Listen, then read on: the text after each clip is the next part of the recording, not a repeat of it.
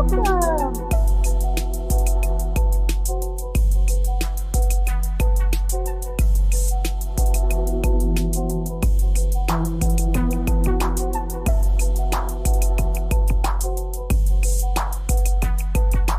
Hi, Mission. Good day. Thank you. Hi, Joni.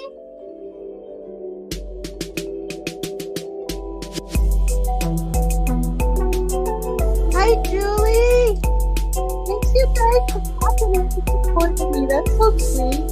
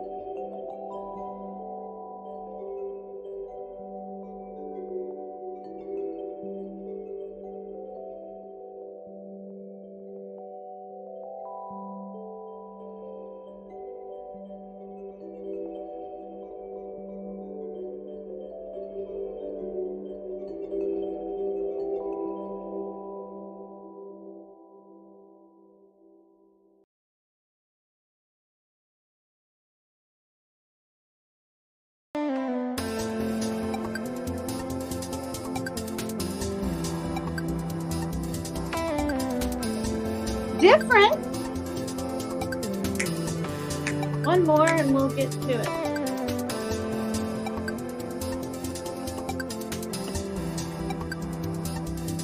La la la la la. Hi! The Tiki Lily Show. Nicholas is here. It's 40 seconds. What's that?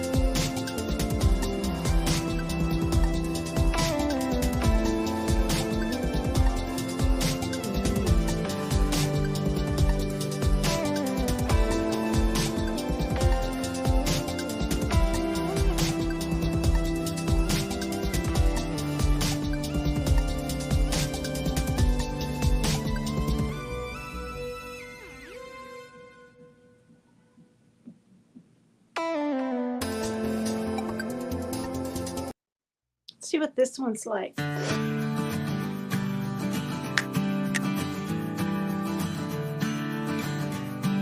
Little country.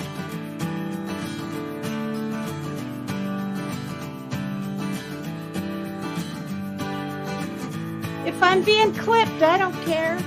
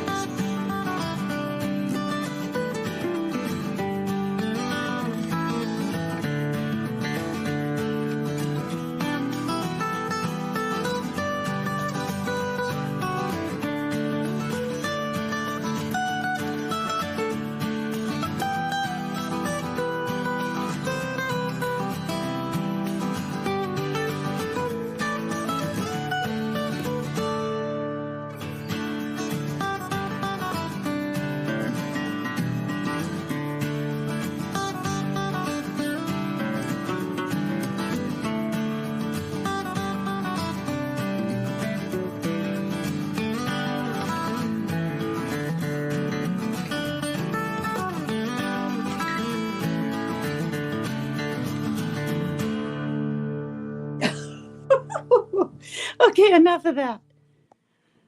Oh, God. Muscles? I don't know. I mean, I have some definition, but I don't know about no muscle. Look. Got the nice usual older thing going on. Wish my arms were like that. I don't know. I do carry groceries up 3 flights of stairs a lot. How is everybody? Oh my goodness. I'm freaking winded. All right. Let me say hi to people I haven't said hi to yet.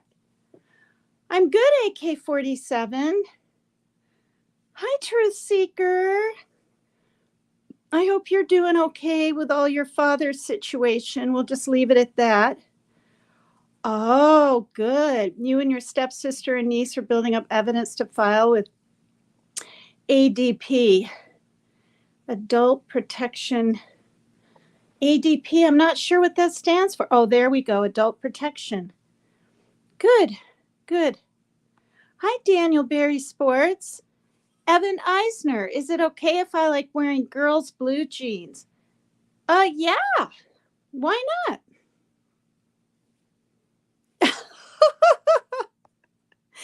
I swear to God, you remind me of this hippie chick I met at the Grateful Dead.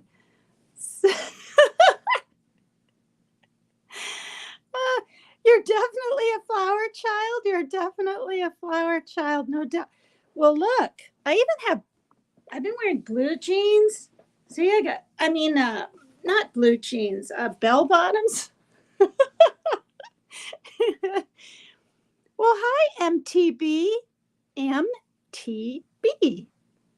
I don't think I've seen you in here before. Hi, everybody. What a nice surprise. Yeah, nice of you too, Nicolina, to come in and say hi. I hope everyone's doing okay. How's my sound?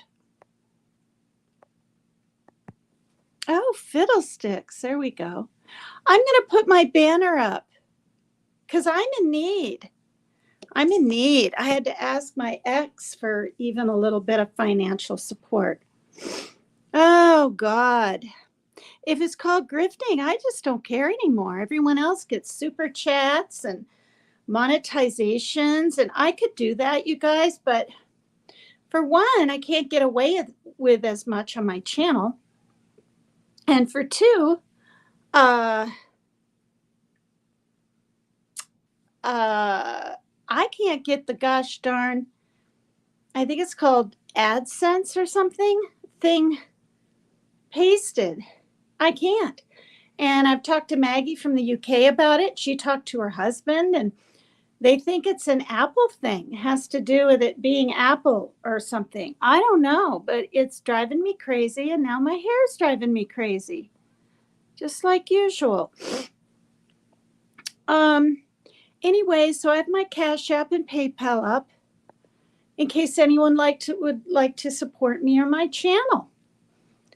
So today's Sunday, and it doesn't feel like it to me. Kind of, it feels like a Tuesday or a Wednesday. But I'm going to show my teeth because tomorrow, when I come on live, I'll show you my teeth. These are my teeth now that I've flippin' chipped again, and they're willing to bond them for free. Thank God. One time, if they ever come chipped again from the work they've done, I got to pay. And who knows how much it is. But this is my teeth. These are my teeth. Hey? It literally goes right in front there. See? And it's kind of gappy, and I don't like it. So tomorrow, and I know what to expect, the gosh darn needle. And I think they even do one down here, even though it's just up there. And then my whole mouth feels like it's that big. Yeah, and then they put the rubber band thing on for a darn hour while I try to swallow. Even though, they clean out your throat, I just don't like dentists. I mean, I have really nice dentists. They're wonderful people and all, and my insurance covers this, but yeah, it's not. I hope I can sleep tonight because I know exactly what to expect. But what's new kind of now, or what, the last few years or something, is they have that deadening gel, right? So you don't feel the needle go in as much. But I remember feeling it last time. I was like, ah! And she was like, oh, I'm sorry, or whatever, So I don't know. We'll see how that goes.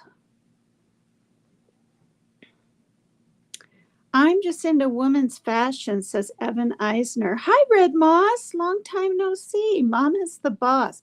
Oh, MTB stands for Mama's the boss.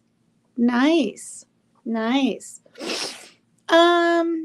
is the boss. Yeah. So yeah, I don't have a guitar, so I use my turtle with the little baby. Jana Stigliano from Team Rose's channel, good friend of hers, sent this to me for Easter. Yeah, it's just really cute and soft and turtley, and I just love it. And it works good for yeah, I've been on karaoke over on Wild Angels 2229 Friday and Saturday night. And I'll tell you what, she reached 1,000 subs out of the blue, just boom, while we were live. And we just started celebrating. We started doing just crazy different tunes. And this guy, Mr. A, was up there. He wears a mask all the time, a wrestling kind of mask. Aw, thanks, Gail. Hi, Gail. How are you? Yeah, and he was drinking some whiskey, so he was feeling pretty good. And of course, it's 3 hours later, right? Eastern time. He was in New York. Yeah, somewhere in New York. And of course, Wild Angel, which is Becca, Tattooed Rebel's wife. She's on the border of Tennessee and Virginia. So, it's only like 7 here, right? 10 p.m. there. But boy, did we have fun. Oh, you didn't have a computer for a while, Gail? Yes, I know, Becca. I mean, you guys, she's been really working hard at her channels her channel on positivity and mental health, and then her karaoke on Friday and Saturday nights for a little over 2 years, and doing lives every day and plugging away and being trolled now and then and going through, some rough spots. And She made 1,000 and she got beyond choked up. Like I was tearing up, of course, and it was just like, so this coming Friday, any of you that want to go over there and celebrate with music or singing or just watching, or if you play an instrument, or if you know someone that wants to come up and do karaoke, I'm plugging her channel right here. Tattooed Angel 2229. And she so deserves it. She goes through her own mental issues, but she's always there for every person that wants to reach out to her, and she can keep a secret. Things like that. She doesn't just blurt things out that people tell her and things like that. I know they're an incredibly special family, the whole thing. And then just today, you guys, Rebel and his son, his older son. Hi, J. Brad 865. Hi there.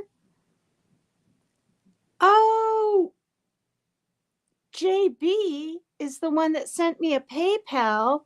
So appreciate it, because that'll go towards a litter. Are you the one? Are you're J. Brad, I'm thinking is JB.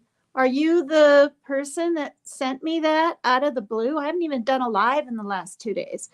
Comes up in my email. I check my emails every day. Oh, thank you. Thank you so much. I messaged you back. This is the thing. I'm really low on litter, like in the pan or whatever. But Soots, the mama kitty, I'm just going to be graphic, you guys. She was using the litter box and I was walking by and I heard quite the noise, right? So I knew she wasn't pissing. And she has diarrhea. So thank God she uses the litter box. Sunshine still struggles with that. I don't know what the deal is. I clean it every single day. You thought of me today for some reason? That's so bizarre. Hi, Sean B. Wow. This is another person, Sean B., that's always been so sweet to me. You guys, like always says hi to me and Dolly Vision in chat, and everywhere else. I don't say enough about people because there's so much support, so much love, month after month after month. I've only had my channel for, it'll be 8 months on, wait, let me think. August, September, October, November, December, or did I start it in September? No, August, September, October, November, December, January, February, March, April. Anyway, I'm 8 months on the 21st. There's no way I'm 9. So thank you. I really appreciate that very much. So yeah, I'm all excited about getting my teeth fixed again, but I'm kind of scared too. And, but it is what it is. Let's see. Okay, so this coming Friday, it'll probably be Eastern time, you guys, at Tattooed Angels 2229. Probably start around 10 p.m. her time, maybe 9. I think she starts earlier, actually, more like 9 p.m. Anyway, look for that. And if somebody wants to put her link or something in chat no, you guys can't, because only mods can do that. And Pinkie Pie's my head mod, and I don't think she's here. But it's easy to remember. Just go to YouTube, Tattooed Angel 2229. Her husband, Tattooed Rebel 2229, talks about true crime and other things, and really does make exquisite paintings. It's really amazing. He uses some objects for the circles and things, but it's spray paint. It's on this glossy paper stuff. And he sent me one when I was on the Turtle Island on Dolly Vision it's like you're in a plane looking down on Turtle Island with the clouds and the water around. It's beautiful. Hi, Amanda Elizabeth. Thank you. Thank you. So what are y'all going to do on Friday? Well, it's her karaoke night, so we're just going to whoop it up. I want to try to get, I don't want to say what it is, but some little something, some kind of party favors, if you know what I mean. And, oh, you love his paintings. He made an autistic one with puzzle pieces. Oh, wow. Yeah, and his Jesus ones, like on the cross and everything, and there's silver and there's gold and you guys are truly amazing. And to get to those and to even watch him is, I believe, on his channel called White Trash Family. He likes that name. It's not like he's saying anyone's white trash or anything like that. Show the painting. Hi, Vicky Parton. All right, good idea. Let me drag it out of all my turtle stuff. Since I'm not on Dolly Vision, right? I'm, not allowed in chat, not, go up on panel or anything.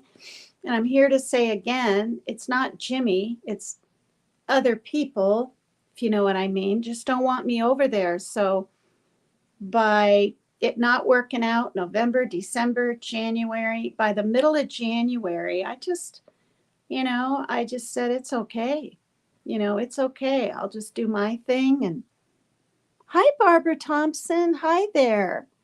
All right. So I'm going to put this on because I don't really like to show well, I don't care. My closet just has everything under the sun in it.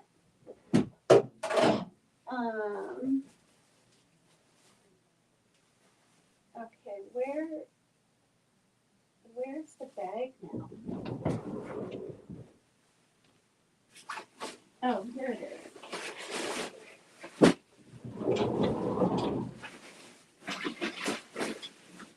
But I hold all this stuff near and dear to my heart, of course, forever and ever.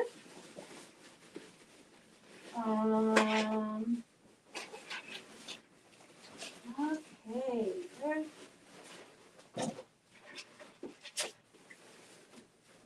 is it? Okay. I mean, while I'm at it, look at this. I cut the sleeves and everything, and I like to, I even have the Lolo shirt with the Lolo on it.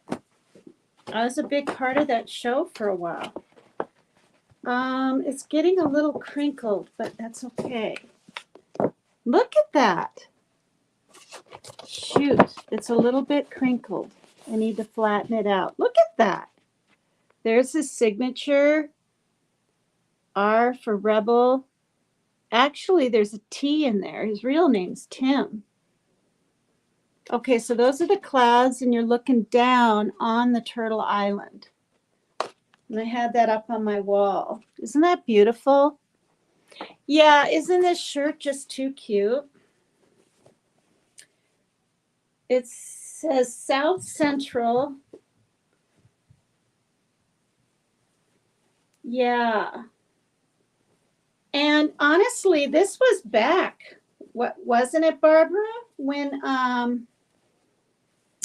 Lolo is being kept from him, shall we say. Look at the watch on his... being kept from his owner, which was Jimmy, for crying out loud. Oh, man, I'm going to keep this out and put it up here. There. There, do you see that? I'll leave it there because I don't want it to get, I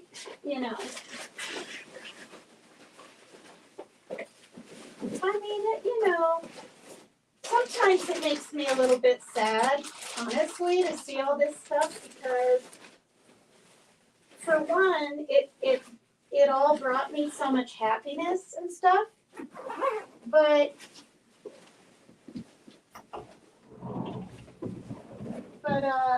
life, something that I know and have learned through my years. Whoops, shoot. I'll put that away later, back in there. Is that life is always evolving, isn't it? And changing, whether you want it to or not, right? So anyway, people still ask about you in there. Rapper, new wife. Hi, I bet that's Rapper. How much you want to make a bet that's Rapper? Hi, Rapper. Hi, Sandra Ernest. That's nice of people to ask about me. When I went over and took a peek at one of his program the other day, I was looking at chat and I saw a fatal paper cut. Now, you know, the name, the avatar. I remember her, I'm assuming it's a female, being in there way back, like way back. And then she kind of disappeared. So now maybe she feels more comfortable being back. But this one day I saw it, somebody said something kind of to the effect, a woman I've never heard of before, not anyone that I kind of knew, kind of said, "Oh no, don't tell me she changed her name," or something. Like they're so afraid I'm allowed back in or something. Good Lord.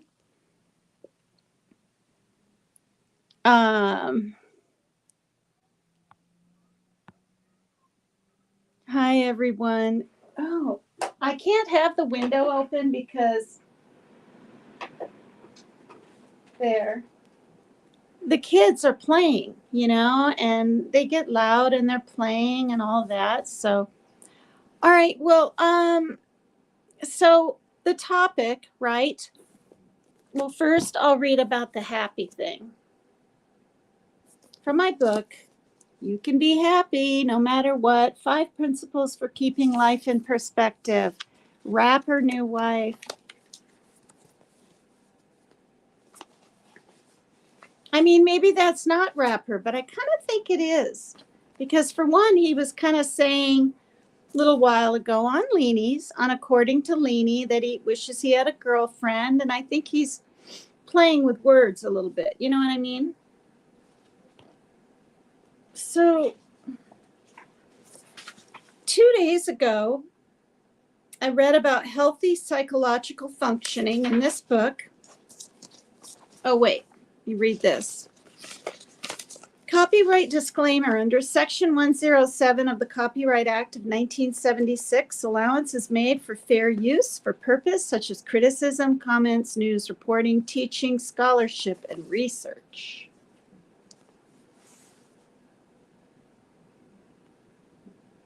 It is Rapper. See? See? Hi, Rapper. I hope you're doing all right.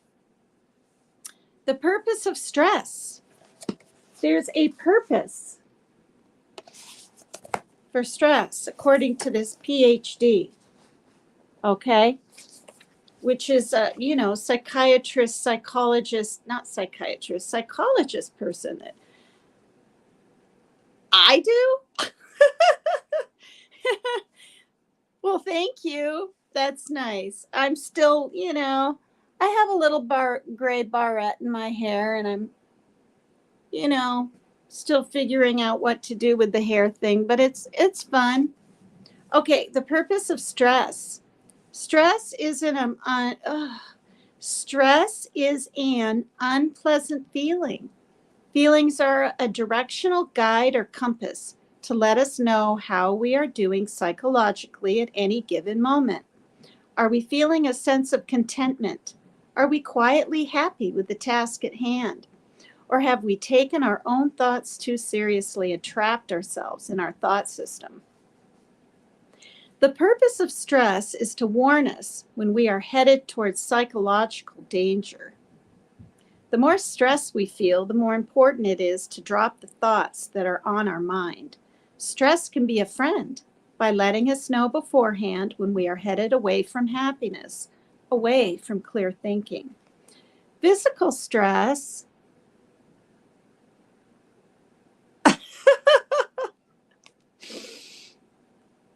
I'm chuckling at that. Well, my hair may be fake red, but let me tell you what, I was born a redhead. I've shown baby pictures and pictures of me when I was 2 or 3 with these red wavy kind of curls. Yeah. And then in high school, it was like a, what's it called? Uh, strawberry auburn kind of look. All right. Physical stress shows these implications much more clearly. For example, if we feel a cold coming on, a small amount of physical stress, we may or may not decide to take the day off.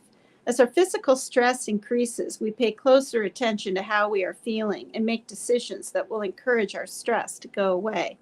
So, an athlete who sprains his ankle will probably decide to discontinue his practice in order to let his ankle heal. The worse the feeling, the greater is the need for rest. Psychological stress serves as an identical purpose. The more intense the feeling, the greater the need to slow down or stop. Not only what we are doing, but more important, what we are thinking about. But for some reason, this isn't always obvious. In fact, when people feel stressed, that's usually when they roll up their sleeves and get to work. If they feel a relationship problem emerging, they try to get to the bottom of it. Or if something is on their mind, they become determined to figure out if there's work to be done. They put their foot on the gas pedal and step on the gas. The dynamics of physical and mental stress work in exactly the same way. Just as when we feel ill, we're not at our best. So too, when we feel emotionally stressed, we're not at our best. When we feel stressed, we lose our psychological bearings, wisdom, and common sense. We tend to take things too seriously. We lose sight of the big picture and often get lost in the details of our problems. Lower your tolerance to stress. Surprisingly, the solution to stress is to begin to lower our tolerance to stress. This is the opposite of what most of us have been taught, but it is the truth. Lowering our tolerance to stress is based on the simple principle that our level of internal stress will always be exactly equal to our current tolerance.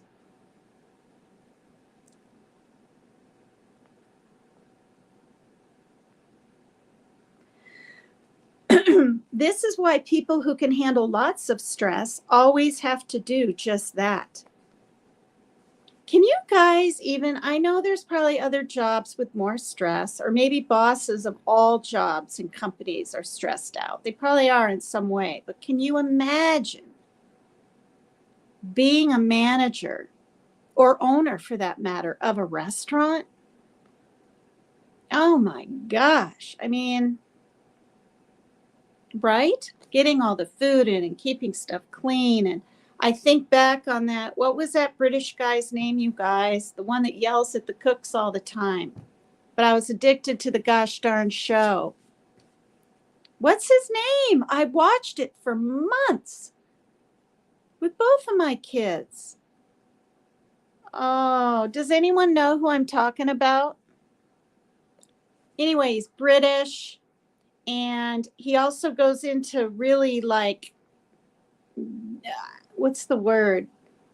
Uh, Dirty, lousy, going down the hill establishments, restaurants, and things, and goes in and says, you need to do this and this and this and cook this. And then he goes in and he fixes up the place with new furniture and candles and whatever. And the people are just like, wow. And then they have open night or what? Ramsey. Thank God, Joni. Thank God you're here. Yes, Ramsey. That's his last name, right? I can't remember his first. But anyway, I watched so many episodes, I got burnt out, frankly. Golden Ramsey. Gordon. You meant to put Gordon. Yep. Oh, there it is. Yes, can't think. Hello, kitchen, Gordon. And then yes, yes, yes, yes. That's it, Gordon Ramsay. But, like even that's stressful, right? But can you imagine? Like, I don't know. I'd be willing to do something like that if I had like a partner, right? But on my own, never. Okay. So where was I? Oh, this is why people who can handle lots of stress always have to do just that. People with extremely high levels of stress tolerance might end up with a stress related heart attack before they begin to pay attention to what the stress is telling them. Others may end their marriage or find themselves in a recovery center for alcohol or drugs. Bar Rescue. Loved that show. Almost more than the restaurant one for a while. I watched a lot of those. That was really fun. He caught everything, didn't he? He saw how messy it was behind the bar. Uh, the fighting. Remember the fighting that would go on between different managers and employees and problems and whatever. Yes, yes. Is that the name of that one show, Bar Rescue? I loved that. I loved watching that, especially kind of more in my, when I would have a drink now and then. I mean, I can watch anything now. I don't have to thankfully, I don't have to be away from all like people, places, and things kinds of situations. I really don't think so. Anyway, all right. So to stay sober. All right. People with lower tolerance might begin paying attention to their stress earlier when their job first begins to seem overwhelmingly, or when they find themselves snapping at their children. Still others who can't tolerate stress at all sense that it's time to slow down and regain perspective when they start merely having negative thoughts about their friends or family.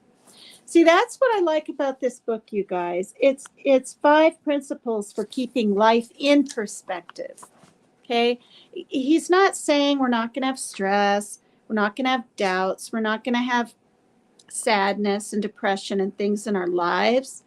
It's how we can change and even at times control our thinking through those times so that you can be happy no matter what. And my mom, I've shown this a million times, sent me this book. Whoops. June 27, 2012, for Megan on her birthday, her 50th. The best gift is your happiness. All my love, Mom. Maybe she was trying to tell me something. Trying to think, when I was 50, I think I was pretty happy.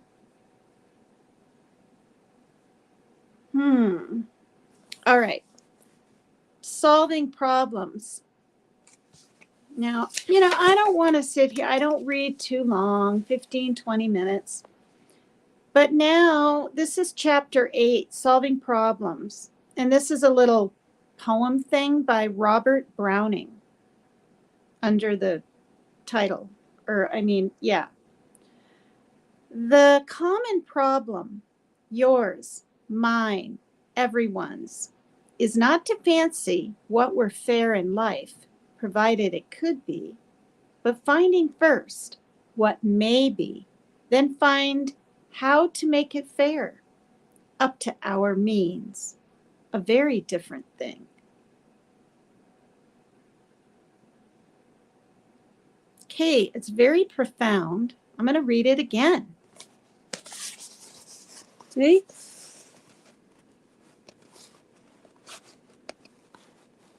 The common problem, yours, mine, everyone's, is not to fancy what were fair in life, provided it could be, but finding first what may be, So what may be fair in life? Then find how to make it fair, up to our means. A very different thing.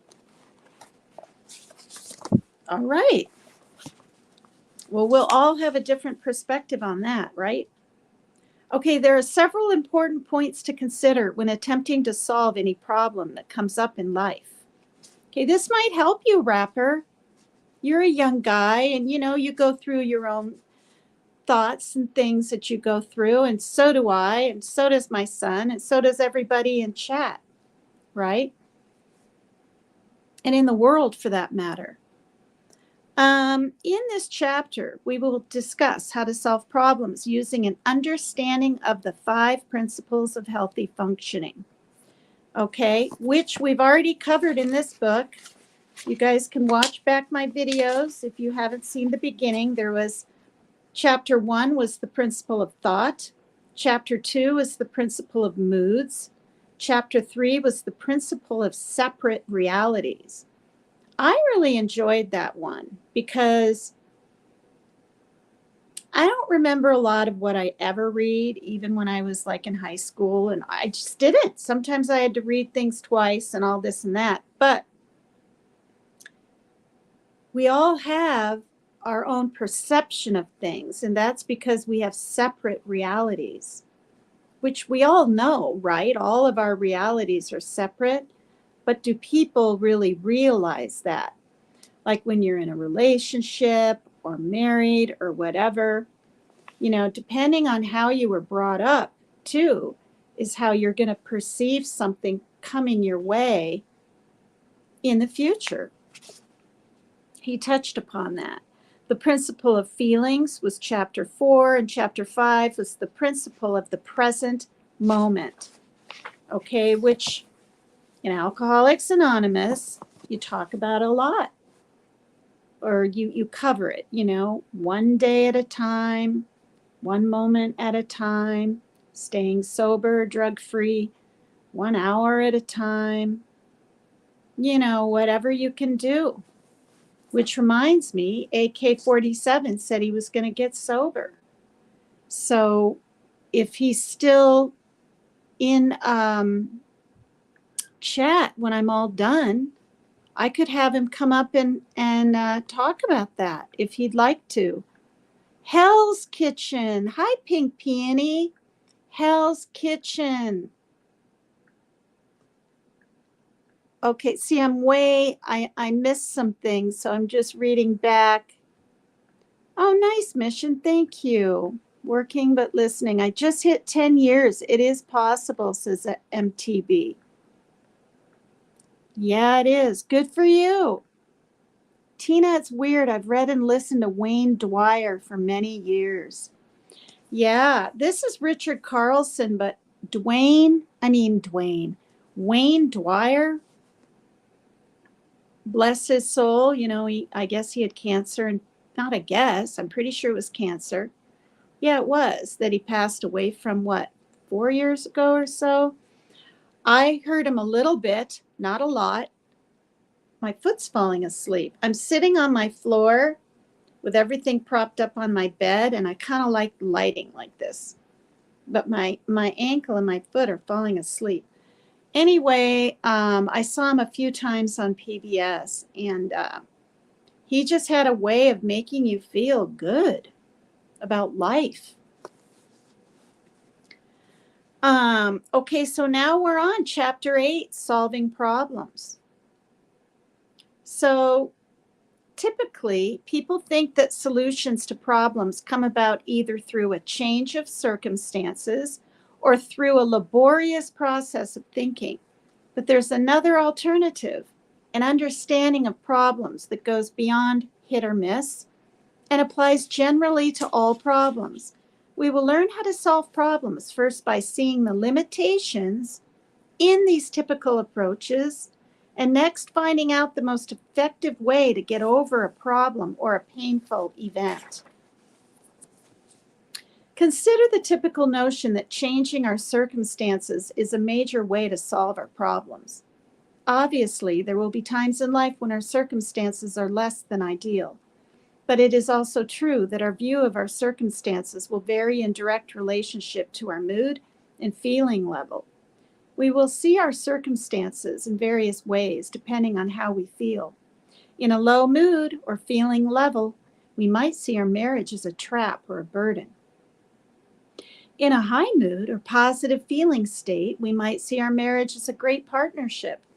In a low mood, we might see our job as boring and insignificant.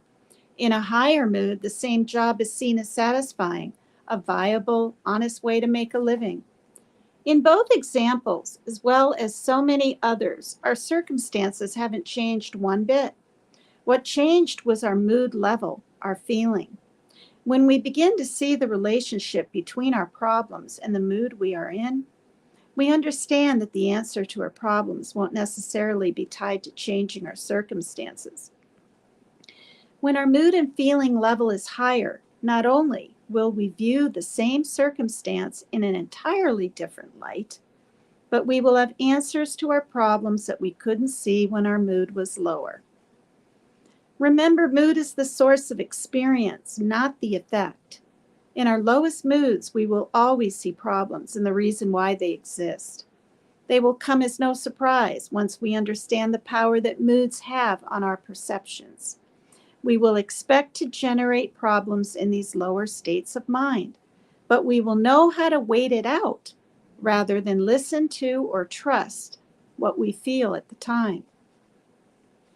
Our circumstances will look quite different once we feel better, and there will be fresh, new answers. So, what I'm going to do is next time I'll read Changing Circumstances and Problem Solving, okay? But that's probably enough from this book.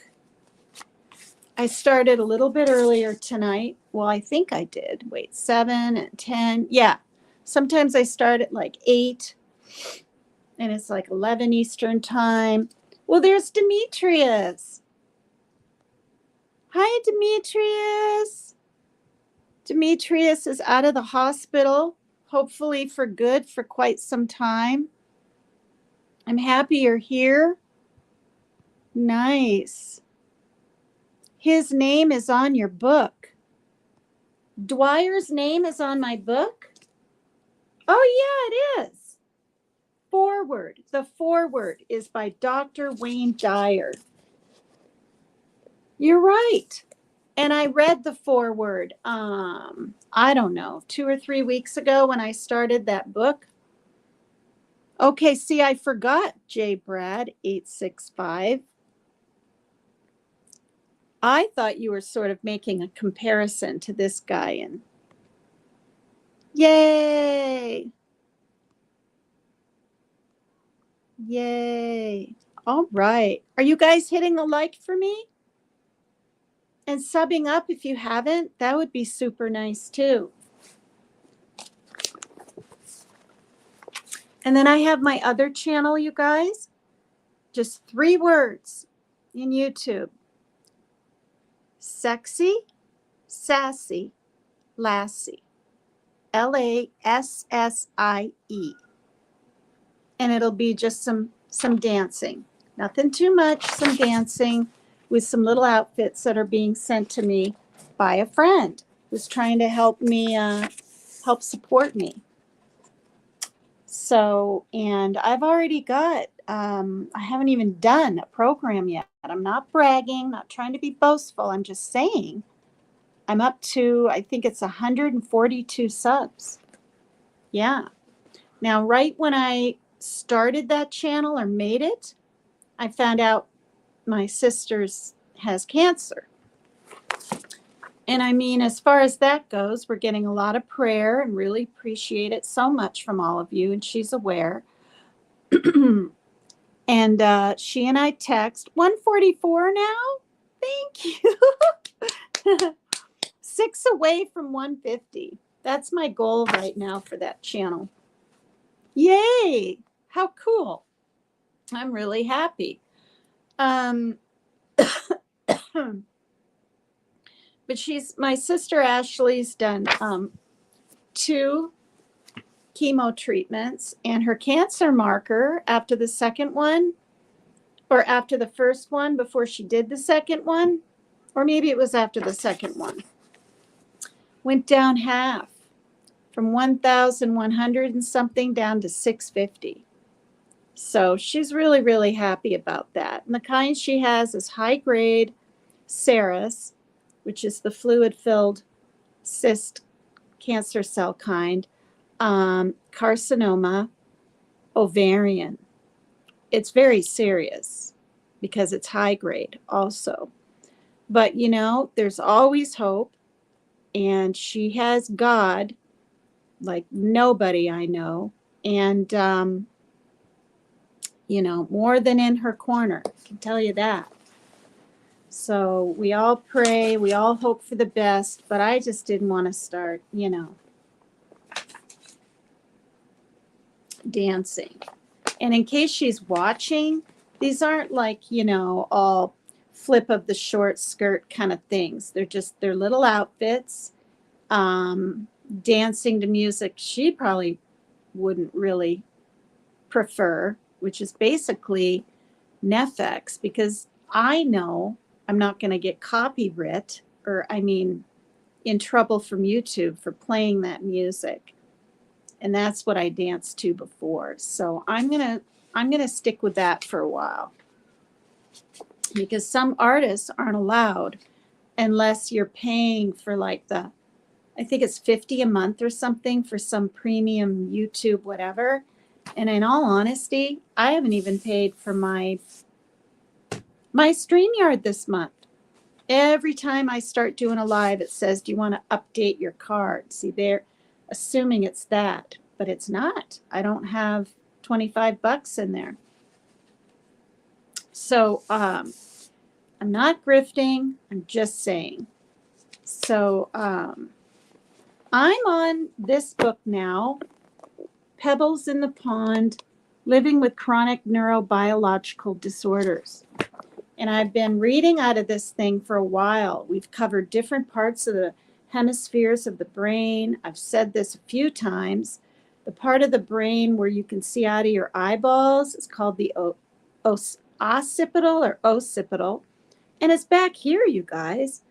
It's the part that's farthest in the back is how you can see where your eyeballs are up front. And I found that interesting. I didn't know.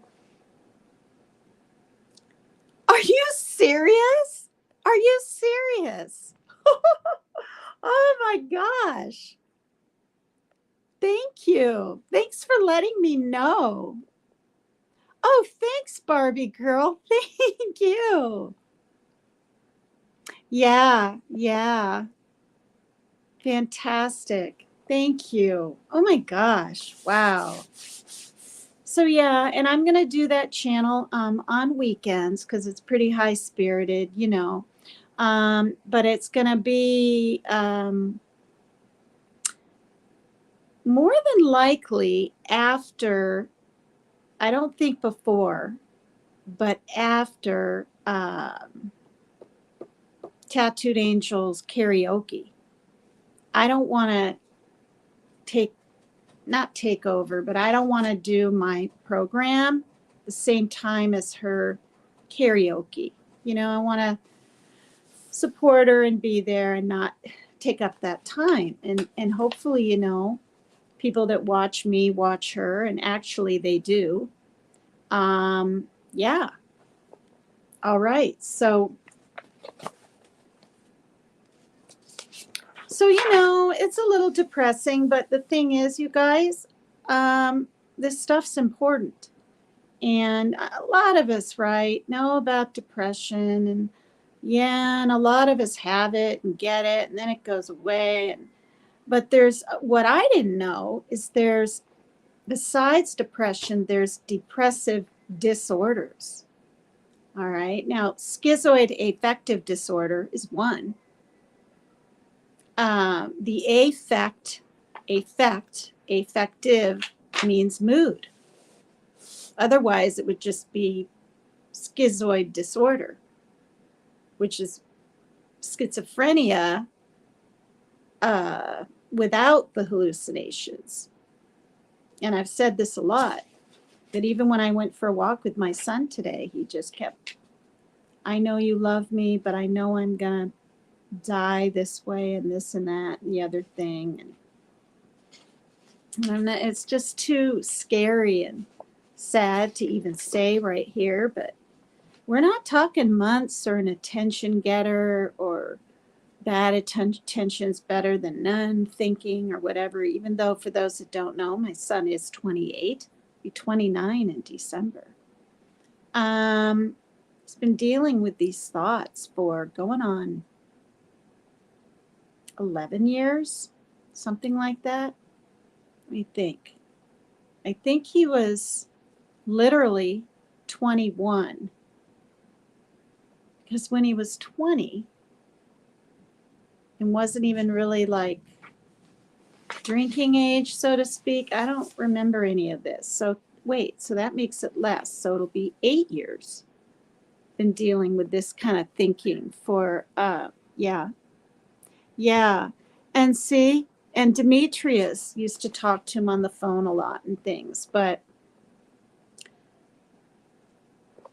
his beliefs and his talking and trying to get people to understand and everything pushes people away. I'm not saying that, but it's sort of with Demetrius. But I mean, they were really good friends. But when your own friend who you think you can trust, and I'm being in like Demetrius's shoes, talking to my son, if your friend can't trust you and they get suspicious that you're not right.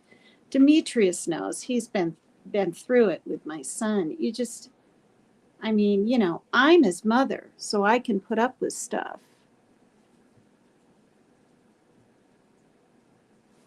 Oh, hi, Ashley Y. Please tell him to stop putting that out in the universe. My fiance said the same thing since we were kids and passed in 2018 at 27. I know. He's already had, no, I almost said the word, suicide, ideation. He's already had that and has that. And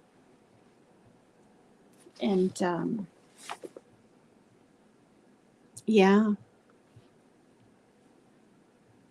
You want him to speak up too, though. Yeah, I've told him that too. I'm like, but,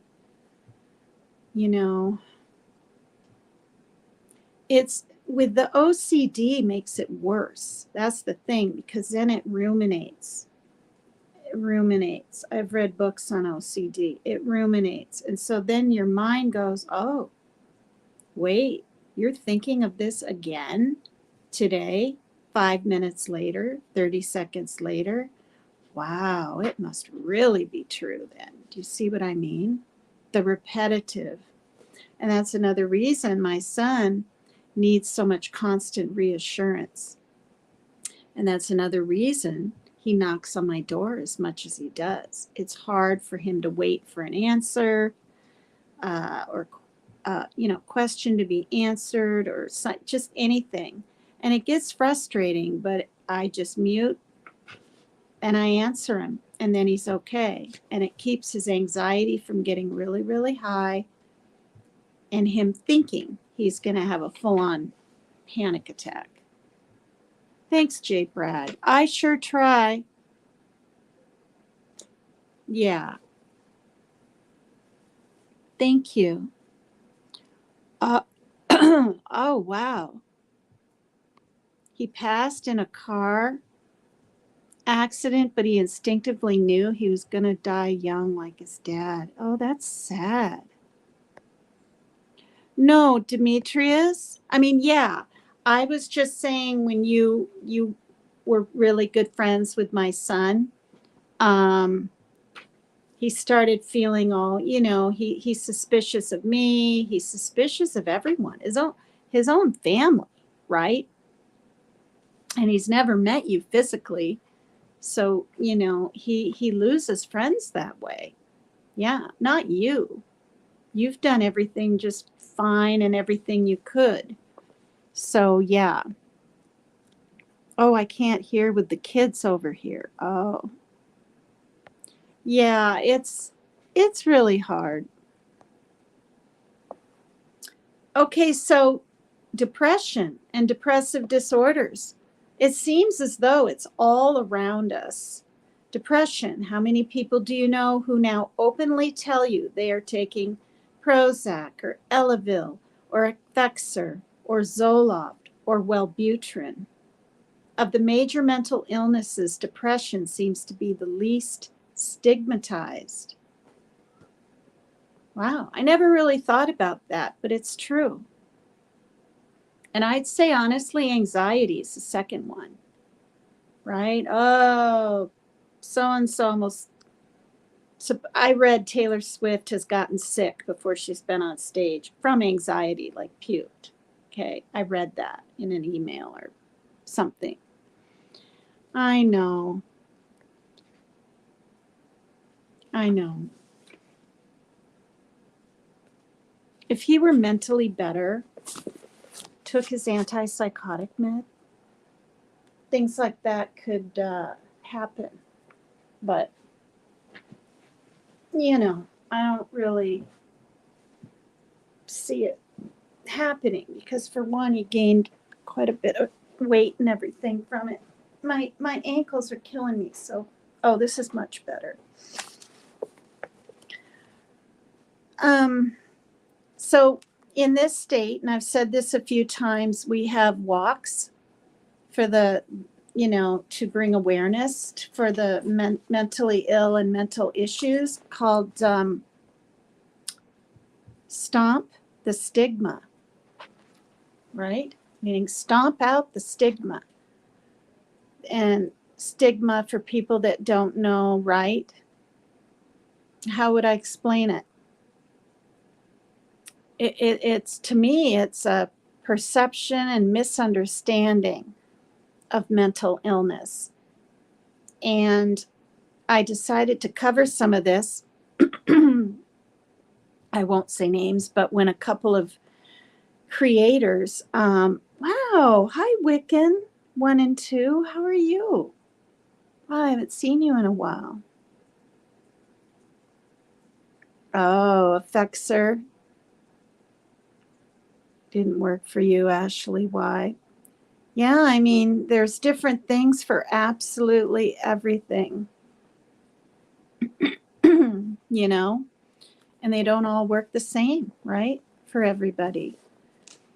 But yeah, a couple of creators, I don't know, good month and a half, 2 months ago, were giving me the feeling and implying that, I'm keeping my son here against his will, and I'm not helping him branch out. And I mean, you guys, I've since he was a teen, I've brought him to all kinds of counseling places.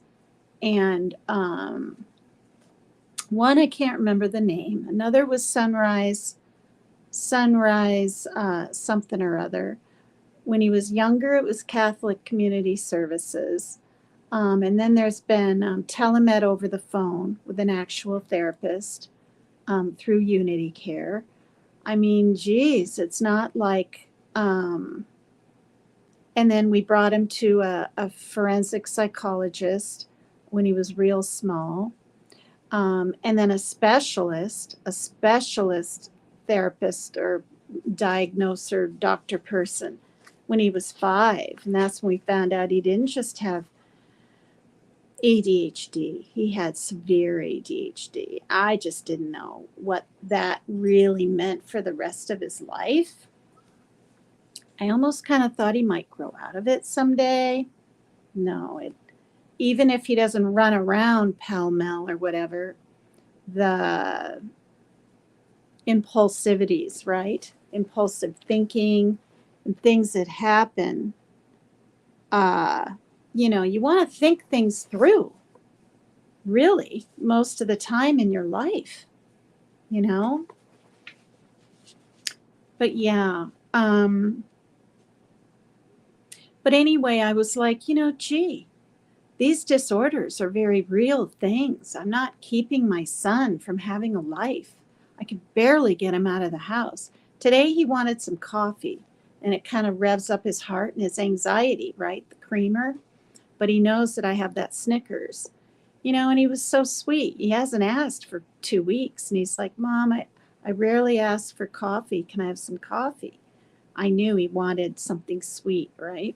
I said, okay, but will you go for a walk? Let's go for a walk, get you out of the house. It's beautiful out. And he said, no, I don't want to. And I said, Parker, you never want to.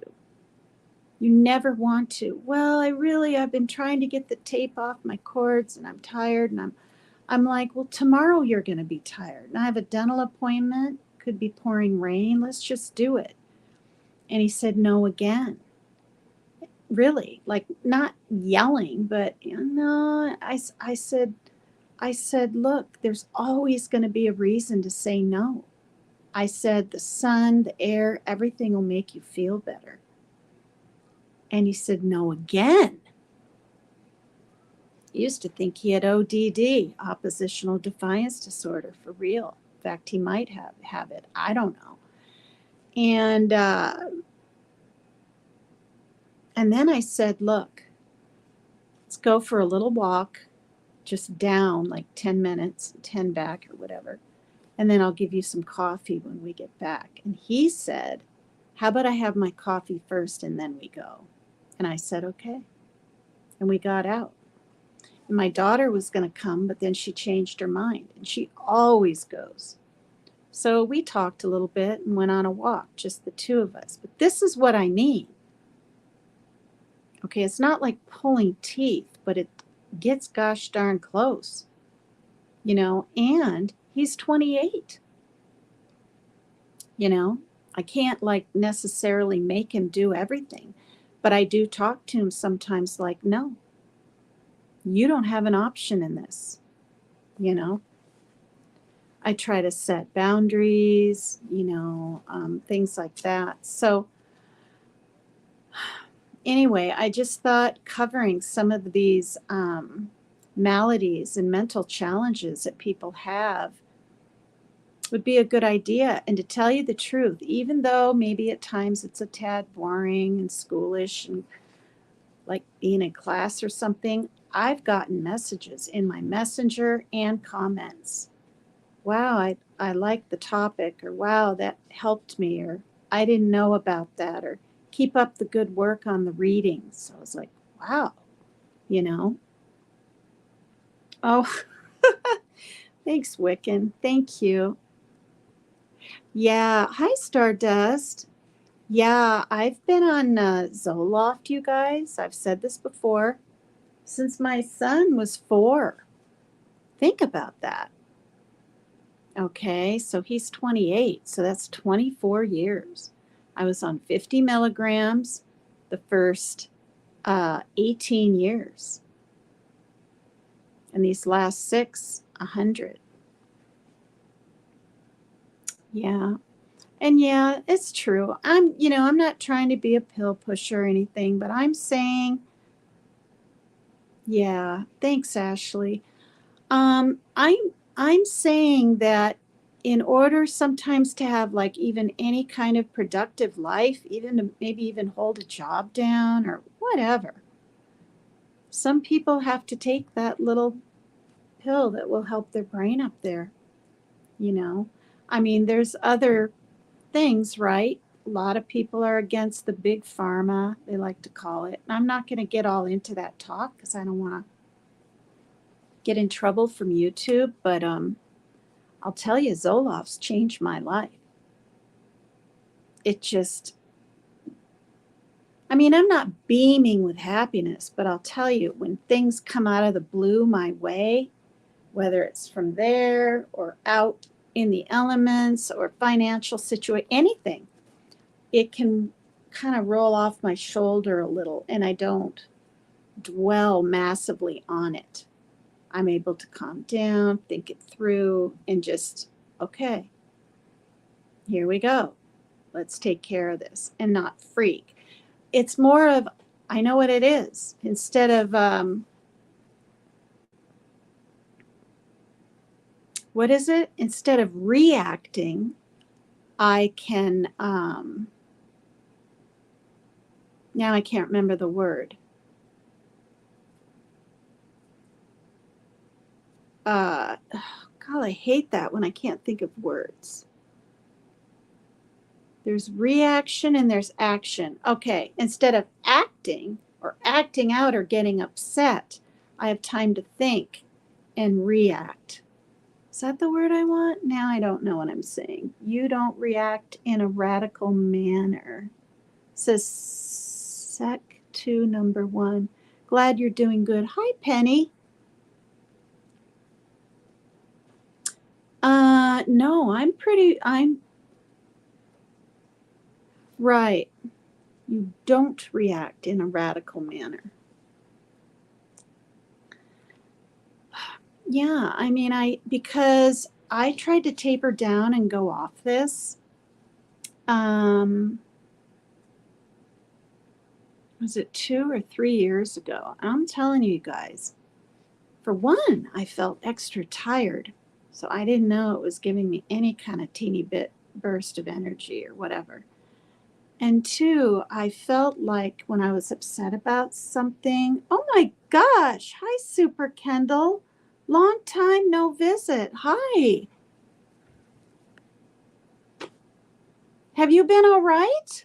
How have you been? Where have you been? It has been a month or two. I hope everything's okay in your life. Wow. He was like one of my, you were up here on my very first 8 months ago night, I'm pretty sure, or maybe the second, supporting me and my channel here. Just fine. Thank you. Oh, overreact. You mean overreact. Yeah. Yeah. Well, when I was tapering off and then it came to the time when I could stop, something irritated me. I can't remember what, but I literally like wanted to be pissy. I wanted to be nasty. I wanted to be mean. And it was a feeling of like, I don't want to say someone taking over me, but almost up here. It was weird. I told my mom about it and she said, well, look, you might be one of these people that just has to stay on it for the rest of your life. If it's helping you, just stay on it. So I did. Traveling. You've been traveling, Super Kendall. 100. Good for you. Where? Like all over the United States or different countries? Or, well, you type that in. I'll read a little more about depression and depressive disorders. So yeah. So depression seems to be the least stigmatized out of all the major mental illnesses. Would it surprise you to know that it is estimated that 16 million people in the US are suffering from depression? That's just the US, you guys. That's not, right? Germany and all the other countries out there. Wow. 70% of the antidepressant medications prescribed today really are from the pens and prescription pads of general practitioners and not psychiatrists. That might have been back then when this book was written, which is at least 15 years old. I believe most of them now are psychiatrists because you really can't, in this state anyway, you can't get a prescription without seeing a psychiatrist first. For real.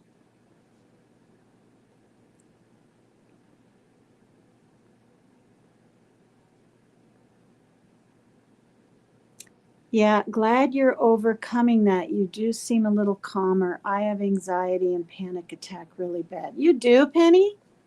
Wow. Medication is good when you find a medication that works with you. That's right.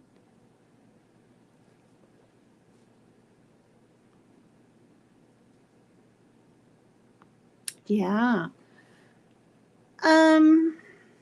Okay, this is interesting. Many people suffer from masked depression and do not recognize their physical symptoms as actual symptoms of depression. Wow. Okay, back in the day, 40% of all diagnoses of physical illnesses were actually misdiagnosed depression. It is critical that we straighten out all this information for ourselves and for those with whom we come in contact. Oh, does? It takes months for you to get in to see a psychiatrist. Yeah, I mean, like for my son, it's once a month. And then therapy was every week because I knew waiting, even though it was telemed during the C disease, doing it every 2 weeks wouldn't be really enough for him. Not enough of a rapport and bonding with his therapist. But then his partner, got cancer, and he stopped his practice and is helping her.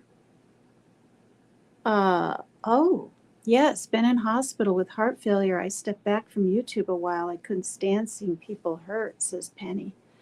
Gee. Wow. Heart failure. You're going through heart failure, Penny? Wow. I look at your avatar with your little blonde short hairdo, and maybe that's your daughter, or maybe that's you when you were younger. I mean, not that people have to be older, right, to go through heart failure, but isn't that when most people kind of do? And also, what's the difference, you guys, between heart failure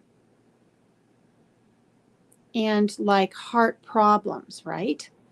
Like my mother has an enlarged heart on one side and now has a pacemaker because it'll go do do do do and then do do do the beats and then do do do do, and it's erratic all over, and there's a big long name for it. So she's a pacemaker.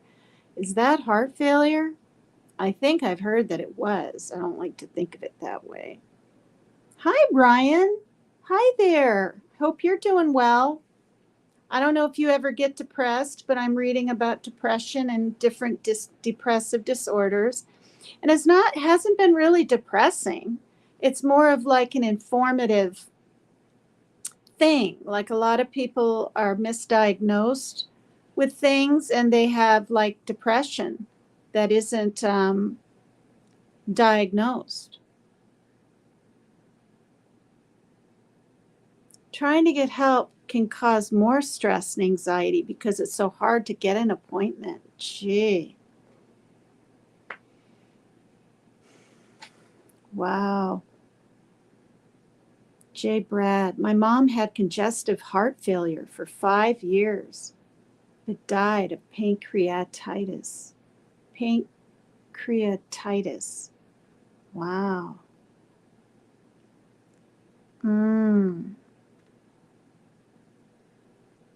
Really, Ashley? Your stepdad is in the ICU right now? He just had a massive heart attack and needed surgery. It's scary, you guys. When I had my stroke, did I think of the word stroke? Even though 2 weeks prior, a woman's driving along in her 50s or 60s and literally like has the camera on her and looking at her face in her rear view mirror thing, and it's drooping, whatever, and she's in the middle of a stroke and she's saying it and knows she's having one 2 weeks before I had mine. I don't know. Maybe that was God kind of preparing. I mean, I just happened to be tooling through YouTube. I mean, this was before I found, Dolly Vision's show and Ernie Shells and Team Roses and all of them. Yeah. I'm doing okay right now. Have had RA and lupus for 24 years. It's attacking my organs, says Penny. What does RA stand for? I mean, I've heard of lupus.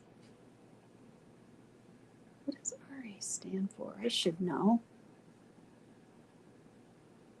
Wow. But anyway, I thought I was having a heart attack, you guys, right in the ambulance. And stroke is bad enough, right? But isn't a heart attack worse? I think it is. Oh, rheumatoid arthritis. Yes. Bird. Now I'm freezing. Sitting here getting the chills. Sean B. Speaking of heart failure, my granddad recently passed away from congestive heart failure. He was 98 and had been a smoker for many years. Wow. Wow. Speaking of passings and things like that, ow, ow. I think it was yesterday.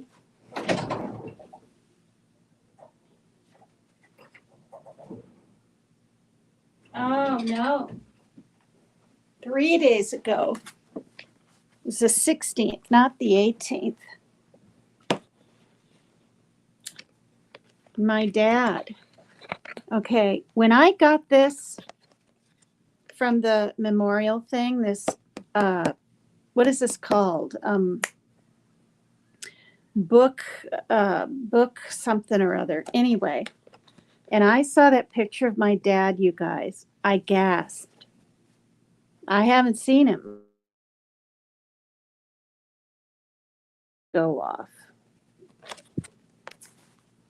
Wow, that just flickered. And I think I'm charging my iPad this whole time and it's not charging. Did you guys see that?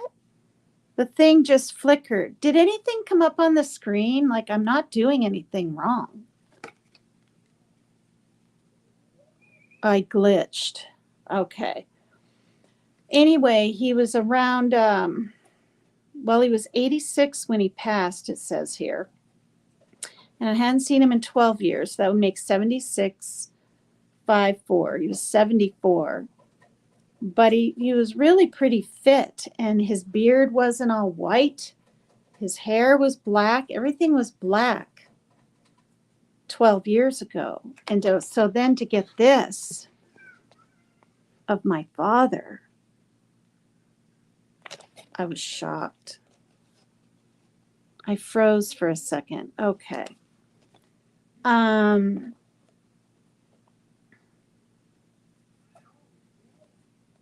Wow.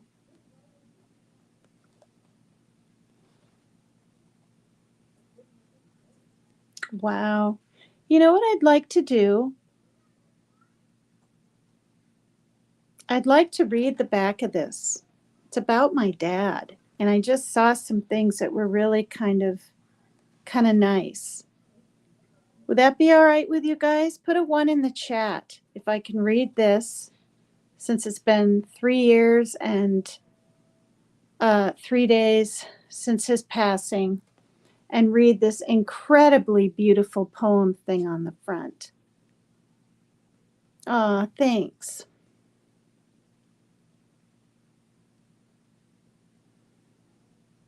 Thanks, you guys.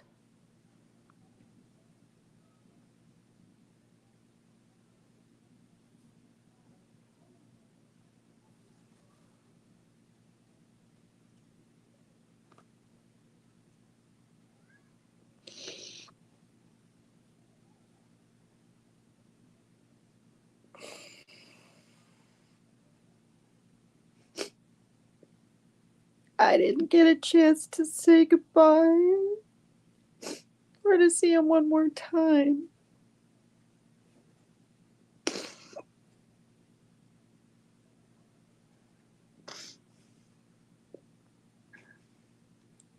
And I didn't see him very much my whole life because he lived in Austria for a while.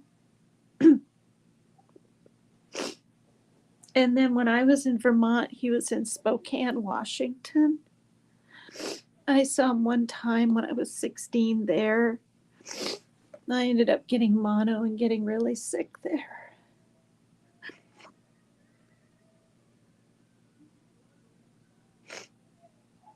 You know, it's not even me, you guys. He probably knew he was going to die in the hospital and probably really wished I was there.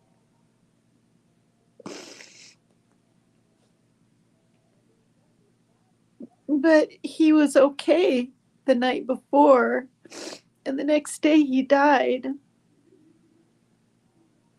And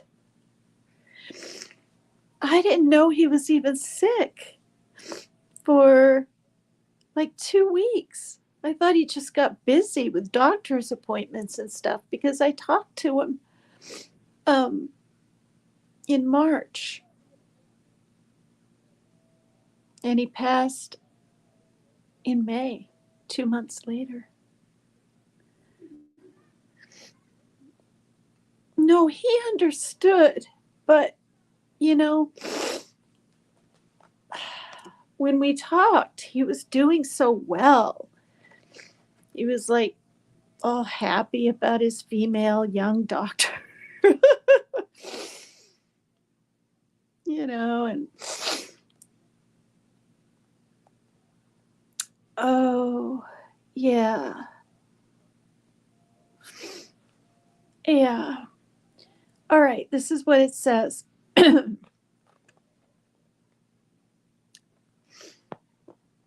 Yeah.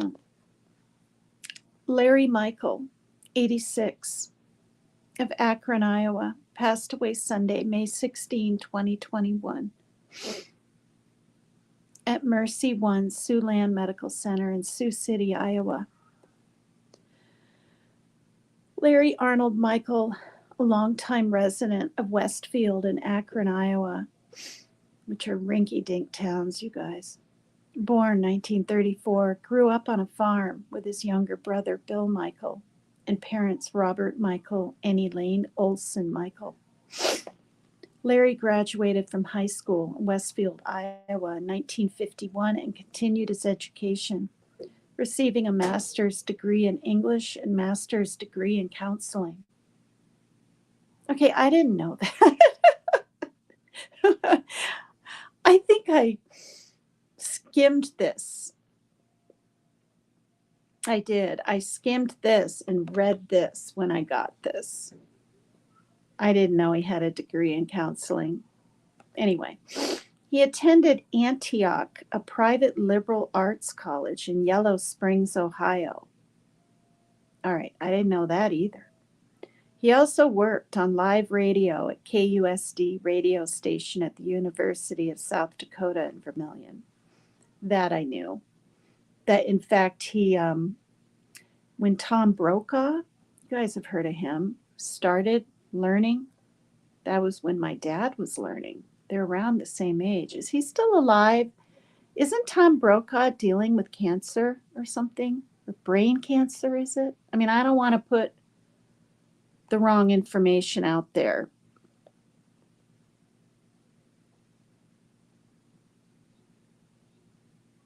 Yeah. I mean, you know, I'm going to say this, and I'm not supposed to bring stuff up, but I'm going to say this because I've been really good and better than she has about not saying anything about anyone and their personal lives.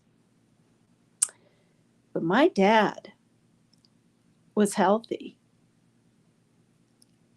My uncle thinks that possibly he got the C disease and didn't want to tell anyone. He was always afraid of going to the hospital. He felt like he was going to die once he went there. And my uncle lived pretty close and would visit his older brother, you know, who's a good 15 years older, every day. And I don't know if Dad was answering the door or just didn't for a few days, and maybe Bill thought he was at an appointment and missed him. But I was trying to call him, and I had talked to him the day before my daughter's birthday. Her birthday is March 3rd, so it was March 2nd. And I've said this before, but I'll just repeat it. He was going to play the piano for her on her birthday. So I called in the afternoon so it wouldn't be too late, Iowa time. And he didn't answer. So I figured, he's busy at a doctor's appointment, whatever. And I'm sure I left a message. And then, I think I called the next day, and then I called 2 days later, and then maybe 3 days later. And then,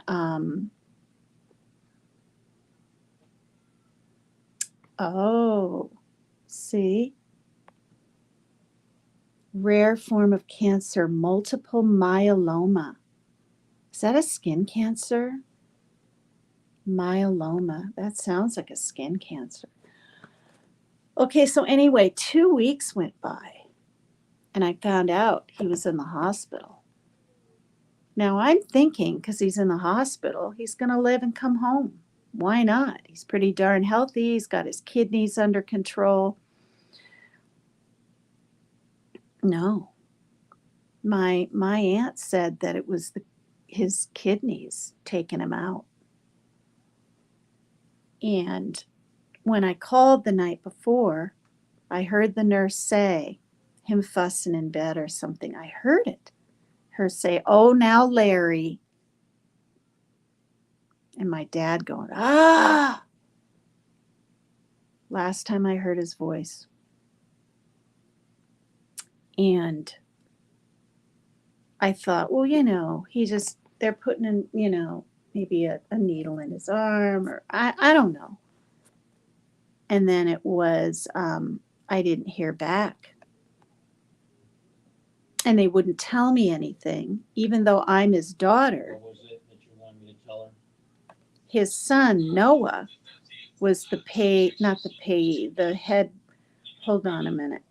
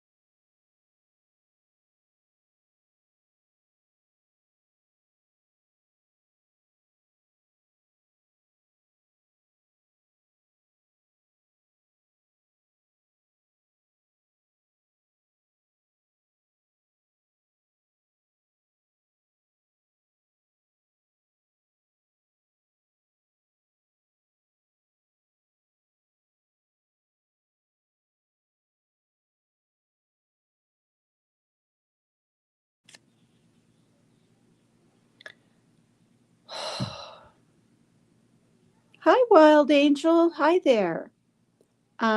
Yeah.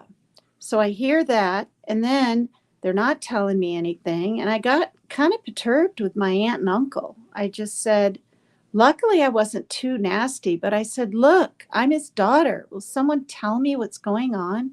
And then about an hour or two later, I got a call, and she said, what? You didn't hear?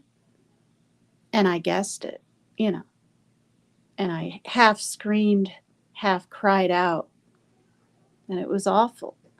So for a certain woman, right, female, on a creator out there, to say, oh, she never visited her dad in time, she didn't fly there, be on his deathbed, there was no time. I didn't know anything. This is what happens in life. When you live that far away from people, this is why, you guys, I will never be her friend again. Because, it's one thing to diss someone about what happens to people in their lives, but to fucking drag them for 12 days in a row, day and night, any of you that can sit over there, I'm going to say it, and kiss her ass and act like she's a loving, kind woman, you got issues. That's what I say. Because, you know, you can treat me like shit once, you can treat me like shit twice, but not 3 times. You know?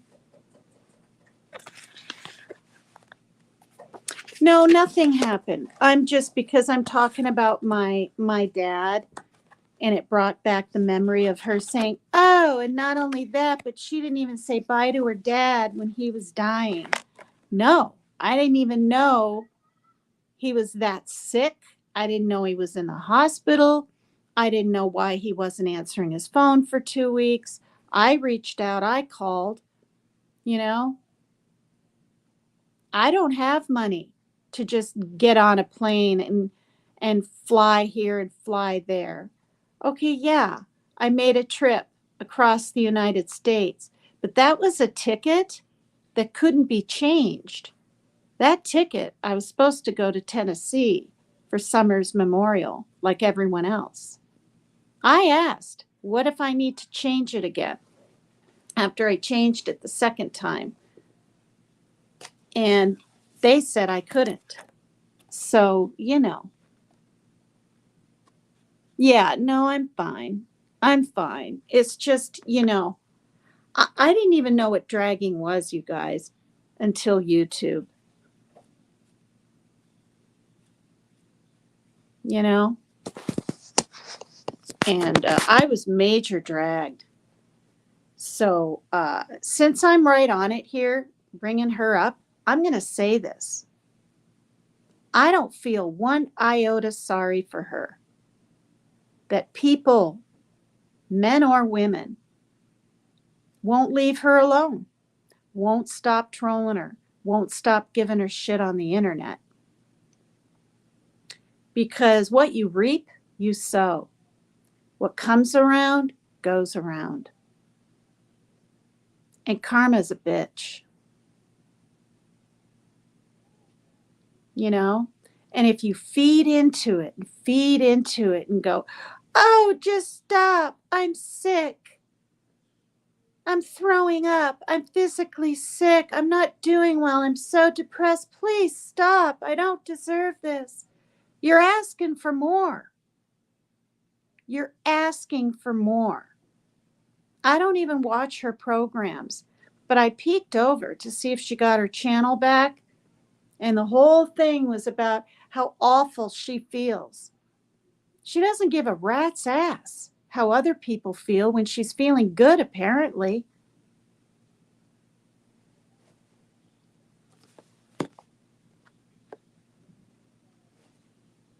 Yeah. I mean, frankly, I was deceived.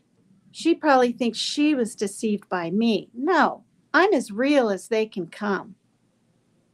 I'm as real as they can come. There's no fucking masks on here, okay? I don't ever put any kind of mask up to feel any different way. I don't drink. I don't smoke. I don't go out, have a cigarette. I'm not trying to say that's a bad thing. Billions of people smoke. But there's a reason, isn't there? A nicotine high or release. I have fucking nothing. A bagel doesn't do it, you know? So there's no masks on me, ever. You get what you get.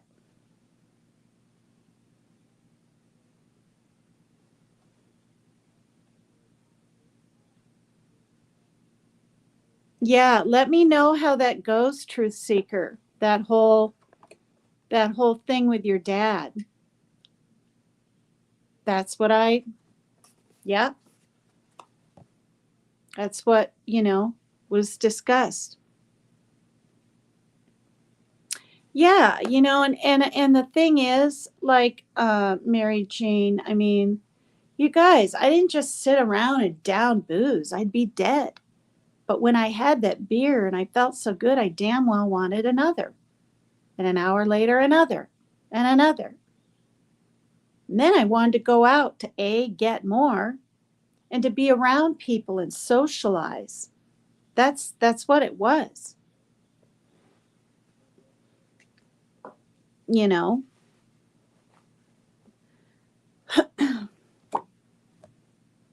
Well, anyway. Okay. So yeah. So Tom Brokaw was at the university where and when my dad was learning radio. When I showed pictures a while back, I showed my dad with his black hair and his black glasses and his beard in front of a radio thing. I have pictures to prove things. Okay.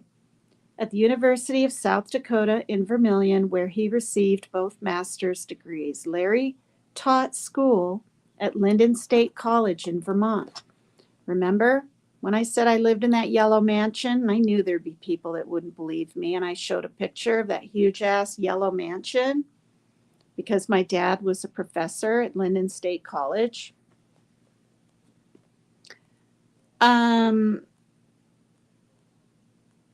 And he taught English at UMOHON Nation Public School in Macy, Nebraska. That's what he did in his 60s. He was a teacher. And he'd travel a good hour or so to Nebraska and teach extremely troubled Indians. I am not putting Indians down. These were just troubled Indians. We're talking, they would try to bite him sometimes. I mean, it was troubled. I don't know how he did it. I talked to him about it. I don't know how many years he did it. I can't remember, but I know it was 2 or 3 or 4 or maybe 6. I don't know, but it was more than 1 or 2. Larry enjoyed many types of music and was an accomplished piano player. He loved entertaining others and shared his musical talents at churches and loved entertaining at nursing homes. Larry leaves Bill Michael, his youngest brother, and Bill's wife, Roxanne. From Larry's first marriage, he leaves 2 daughters, Ashley Michael McDonald from Missouri and Megan Michael, my last name, from Belly. Oops, I just said it. Well, anyway, I've said it before. I'm in Washington State. And then, from his second marriage to his wife, Pat, she's the one that passed away from Alzheimer's a while back. I don't know where from. And then he leaves many beloved grandchildren and great-grandchildren. Okay, this is the part that I thought was kind of nice, too. Larry always believed that pictures and memories are far more valuable than money. If you don't have a lot of money to give, then give your time. But remember that time ticks in only one direction, and every day is a special, precious gift. Always give your love, because love is the greatest gift of all. Although his spirit has moved on to a better place, his legacy lives inside all of us that have shared a cup of cocoa, played a game of Scrabble, or just enjoyed a chat about the world around us. If we wanted to share our struggles, our aspirations, and even our triumphs, he was always there to listen and give the best hugs to. What made him special was not just by being family or by being a friend, but also his faith in God, his devotion to do good, and his love. The best example of a well-spent life is to arrive at the finish line with nothing, having spent all your blood and worldly treasures on helping others while you were here on earth. That is an excellent description of how Larry and his late wife, Patricia, left this world. There are 1,000 things that made him special, and we would like to welcome everyone to a celebration of life service and an opportunity to tell a short story in what made him special to you. And naturally, I couldn't be there. A lot of it, you guys, is because my son needs me all the time. And if he's not with his dad, he's with me. But it was at a church, and I was sent a video of it, and it's on a phone that broke, and the phone's tossed with the SIM card, the whole 9 yards, a little flip phone. And I tried to get the video again from my aunt, and she said that my brother, my half brother Noah, in Wisconsin is the one that made him or something. But I don't really know him, hardly at all. I've met him twice, like in my whole life. But I mean, I could reach out, but he has a family, he's busy, and someday, when I'm a little older, I'll try to get that again or something. Yeah, no, I know, but it's like I know I did the best I can, and I know where I live, and I know what it's like to not have any holidays with family. Not for 20 years, you guys, 40 years. That's my whole life nearly, except my childhood. And you get used to it, and it's really okay, you know? It's expected, and I have my own family. And do we send cards, and do we send letters, and do we send books to each other, and do we send gifts and money, now and then, and pictures back, when I was married, I'd send a lot of pictures out. Now you can do all the pictures on the phone and this and that and the other thing. My pictures are really small in the flip phone, so I don't send that many to my mom. She can't really see them. And for those that don't know, I've talked to her about FaceTime. She doesn't want to do it. She does not want to be sucked into this techno stuff. She doesn't. I mean, I'm not going to make her, So, but we talk on the phone every single week and always have, year after year after year. We are like this, her and I. I'm her firstborn, and she's loved me her whole entire life. Yeah. And I love her. Okay.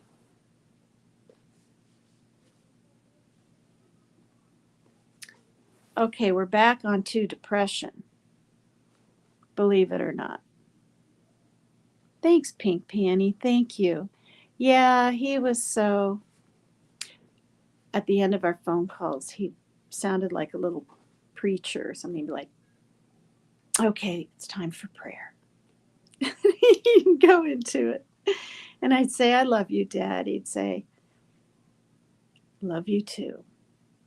And I remember, I'd say for the last 10 years or so, if something would come up or he'd have a question or any kind of anything, he'd say, do you need to go take care of your family right now? Let's get off the phone and you go do what you. So there's some good news about the very serious topic of depression and depressive disorders. Of all the major mental illnesses, major depression is ordinarily the most treatable. This does not mean that it is easy to treat. It does mean that considerable trial and error may occur before the optimal treatment approach for an individual is discovered. What works best? Usually some combination of talking and medicine and education. Broad-based support of family and friends is important too.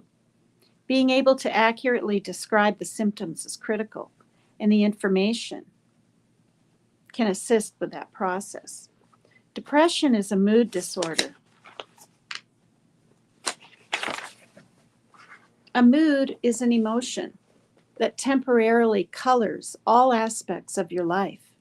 Anxiety, elation, melancholy, anger, and peacefulness are only some of the moods within the great range of human behavior. Okay, so there's some great adjectives used to describe subtle differences in mood. All right. However, these adjectives fall into four main categories. So there's mad, glad, sad, and egad. So mad is angry, ticked, irate, inflamed. Glad is happy, elated, euphoric, cheery. Sad is blue, depressed, down, lonely. Egad. So it says here, like, egad. Afraid, anxious, nervous, and shaky. And there's many other words too. Sometimes people get stuck in one type of mood. Getting stuck means that our mood persists in spite of whatever is happening in our lives. Imagine what can happen if you're at a party, but your mood is stuck in sad. When a mood outlives its context, it can become a serious liability to healthy emotional functioning. Individuals whose moods impair their work, relationships, and potentials for happiness are said to have a mood disorder. These are some interesting words, you guys. Some of them you probably haven't heard of.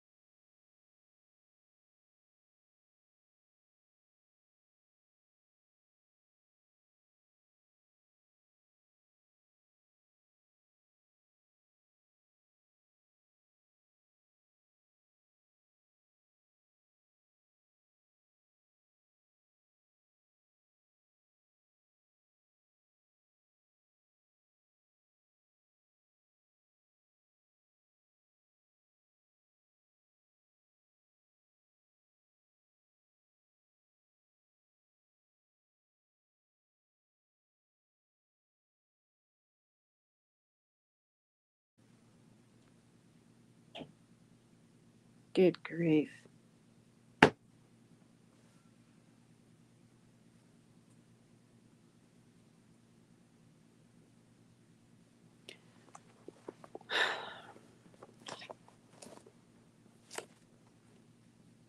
He's on a high dose of antidepressant, and he isn't even going to taper down. He's just going to go off. Because a certain somebody, won't say who, told him that it's not necessary to taper.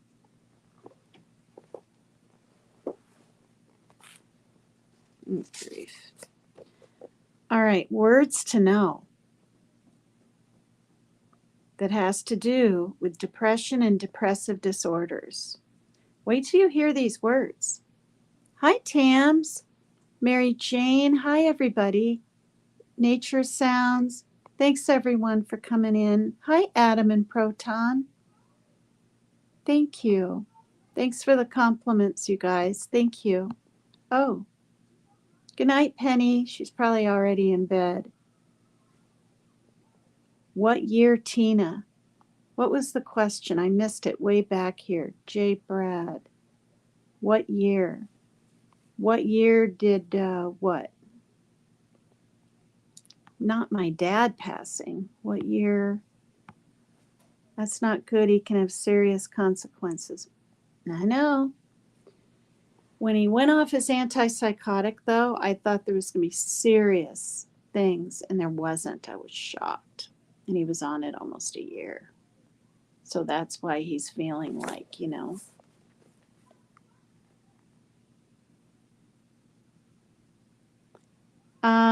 Yeah.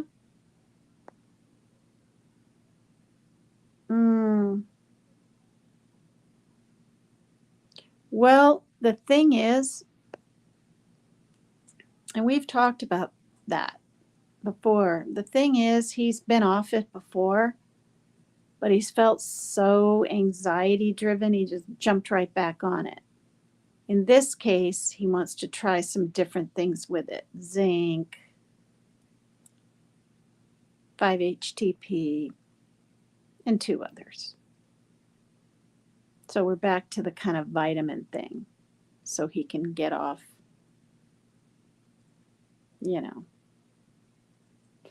But for 5 years, and I've told his father this, it's the one thing, the ZOLOFT, has kept him from having a panic attack.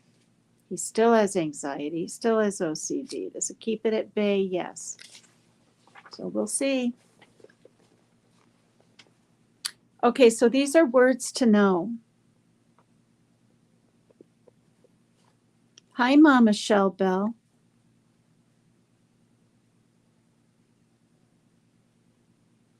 Hi. I know it is. You know what? And I know this has been an ongoing struggle for years and years. He wants to believe what his dad is saying. You know how people say you take St. John's wort, right? And it gets rid of depression. Well, that stuff's serious too. Okay, it may be an herb, but my mom's a psychiatry nurse, and Mission Possible has dealt with all these things. And you can't just take herbs, especially you can't even just mix them with regular things. So I don't know, you guys. He's over 18.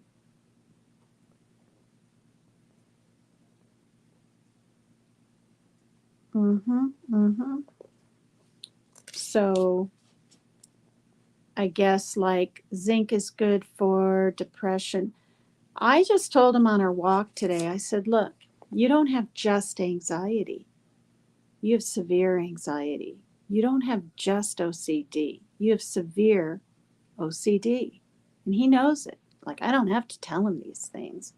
These aren't fleeting moments of whatever. This affects his life. That's why they're disorders, But,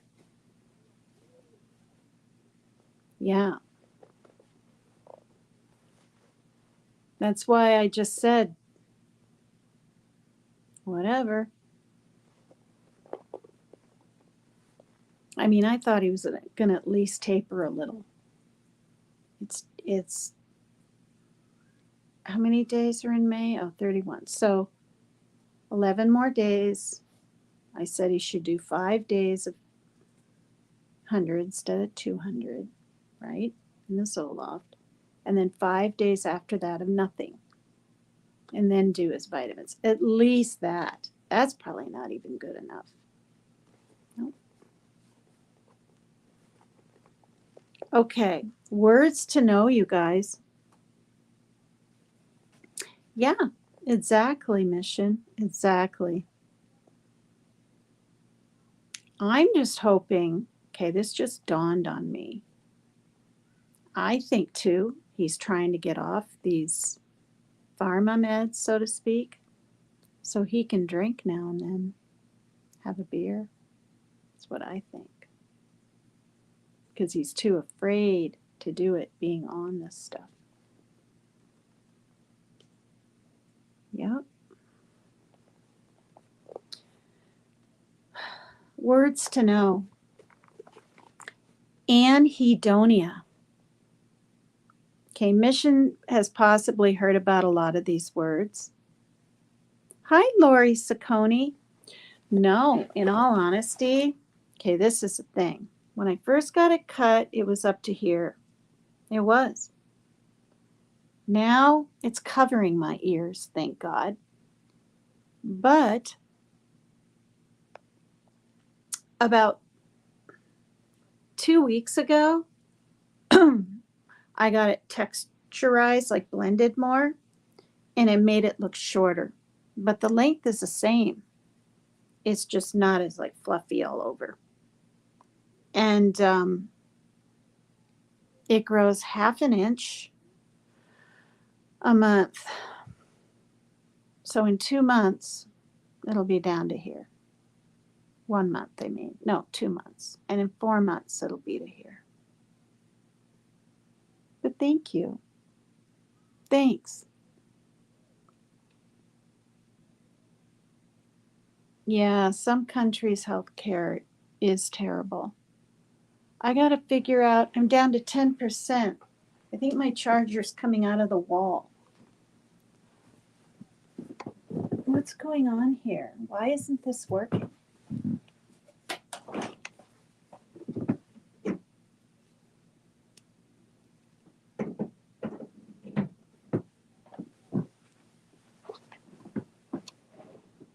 No, that didn't do it either.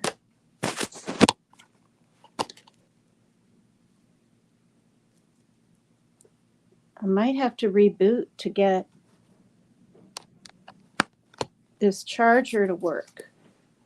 I'm down to 10%, you guys. I'm going to reboot my iPad really quick.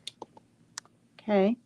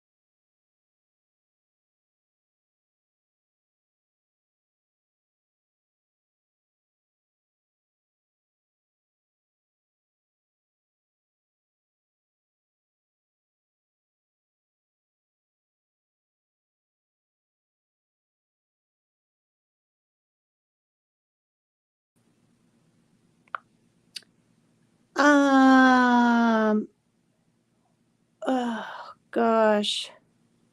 I don't know why my charger isn't working, you guys. Like, I'm down to 9% now. And this hasn't happened in ages. I rebooted.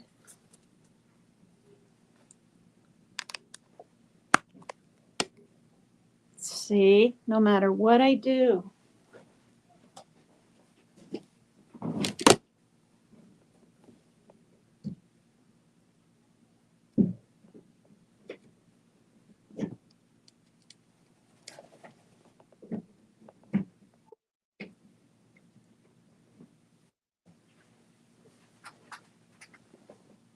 Oh, thank God. I had to plug it into the other one down below. I guess it's in more, sturdier. Thought I was going to have to end my live. I haven't done a live in a couple of days. I've been singing over on Becca's, stuff like that. Oh, no, you don't have a spare. Those wires wear out after a while. Yeah. I would love to have some. That's why I do this, to try to make it look like I have some kind of wave or some kind of something, right? I would love to have rollers in it, you know? But I have a curling iron, but it's one of those, it's pretty old. I mean, I could try it and see what on earth would happen. Use a fat, round brush when blow drying. When your hair's this short, I don't even blow dry. Do you know what I mean? But I could try that. I don't know if I have that kind of brush. I just use like a comb. I've been wearing some either a headband lately, or like today I've got a little barrette in. Try to pull it over to the side. I don't like the bangs all the time. It's thank you, John. You can flip it out or under. Okay.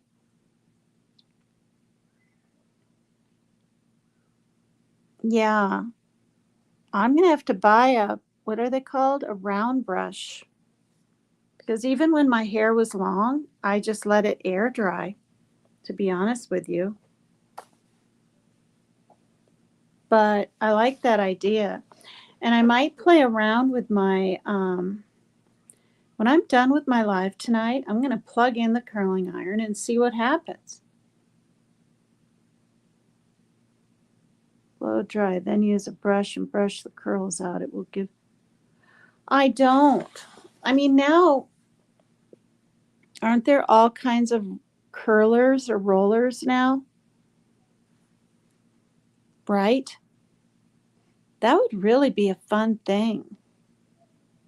But I don't have the money to get any. I'm not trying to like grift. I'm just saying,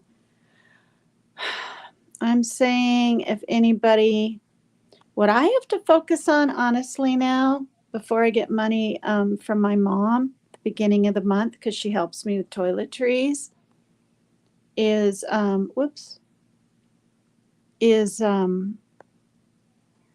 being honest, detergent, so I can do some laundry. It's piled up sky high, in the closet area. I've never, ever been low on TP. I'm going to say it right here. But I'm low because one of the kittens refuses to use the gosh darn litter box. And I'm always having to grab it, right? And then flush it. I don't want to put it in the garbage. So we can save on TP. I'm going to have to pick it up with a paper towel or something.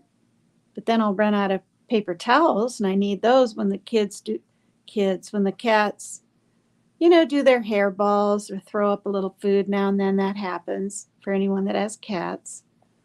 And like put it in a bag and set it outside the door or something. And then, like I said earlier, the mama kitty Soots has diarrhea. I've never seen the mama kitty have diarrhea. And she's the one that threw up her food.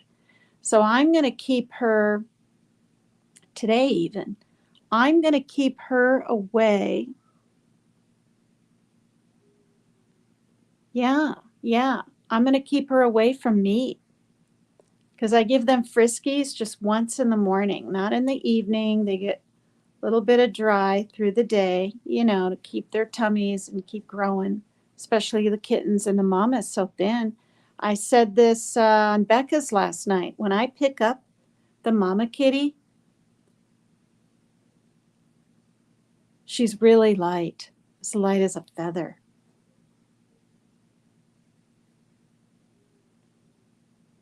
Yeah, I don't have the money to get her to the vet. If I was rich, I would have made an appointment today.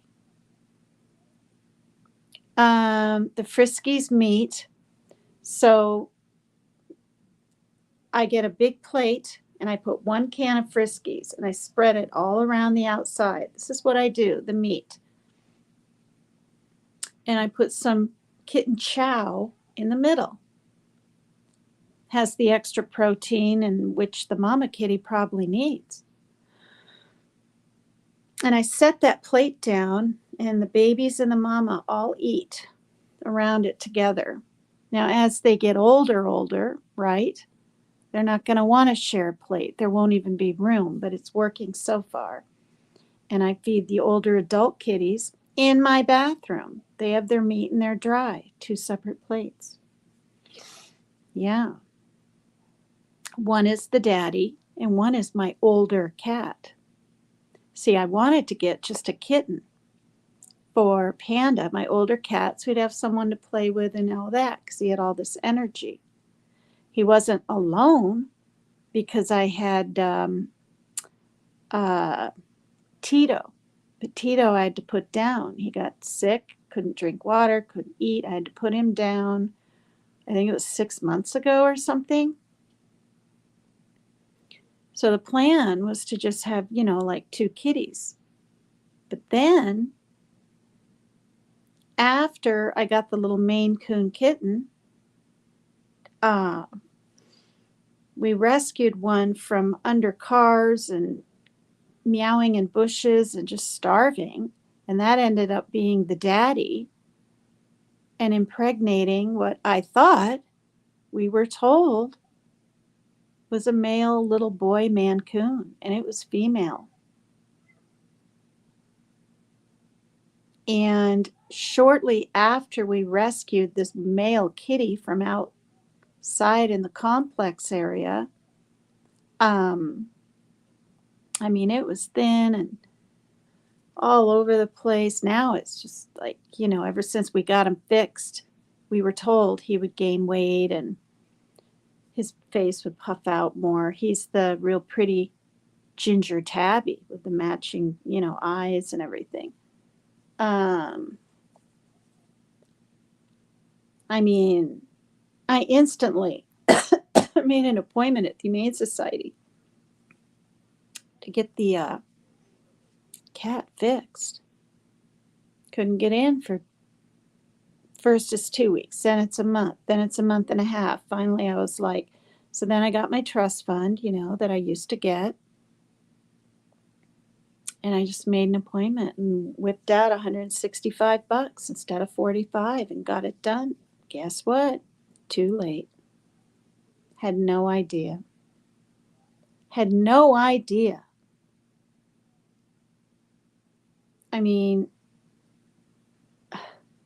I just said we thought it was a boy kitten. And it was a girl. And she had babies. Just shocked, you guys. Didn't see her belly growing. Didn't hear anything. Nothing. My son saw that she kept going behind the couch. Now, I thought she was just trying to get away from all the other cats. She was a little nervous. She's a Maine Coon. No. She gave birth back there. This is why I have so many cats and kittens. I didn't ask for this, but I'm not complaining. They're a real joy. They're so much fun. They're so sweet. Tulip, he's my favorite. She's my favorite. They're all girls, thank God. Right? But so no one can impregnate each other, thank God, in the house, because the daddy kitty is fixed.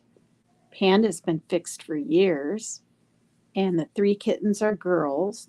And I know I didn't make a mistake. I brought him to the vet to make sure. And then we got Soots as a girl. But I got to get her fixed because she's starting to do all the wanting to be mounted acting. What is it called? Is that in heat? They're in heat when they're females. So, I mean, it's not too bad yet, but she's probably kind of,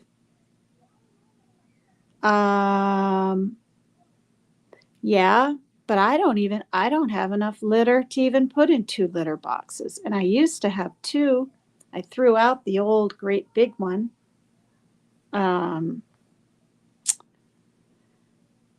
Not the self-cleaning one, but the self-cleaning one that I received from a friend. Not that she watches my show anymore, but because of that other channel and people lying and saying I just use people for money and trips and all this stuff, don't pay people back, lie about what I want it for.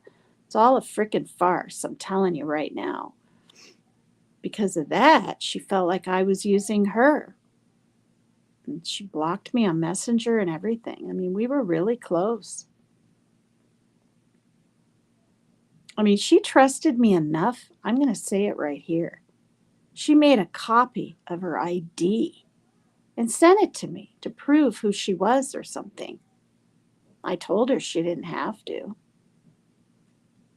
But then, because of that other dang female channel, maybe not her, but everyone in it, or most of them in it, not everyone, most, yeah. Oh, really? Oh, well, she this and that. No, I'm going to say this. She would give me $50 on my PayPal at the beginning of my channel.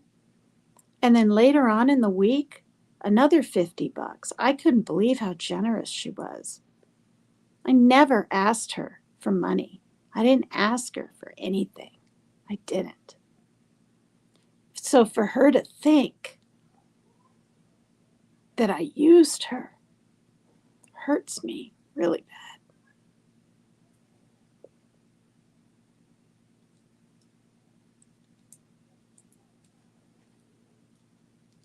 Because she hasn't had the easiest life. She had never had even somebody mail her a Christmas card before until I did. I mean, it was kind of neat.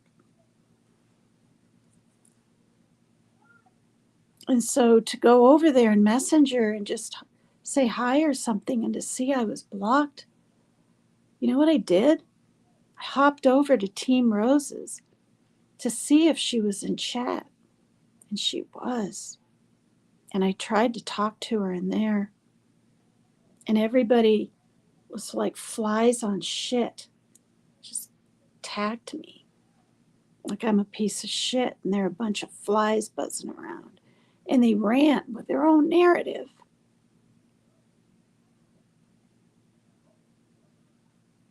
It's stuff like that. Lies.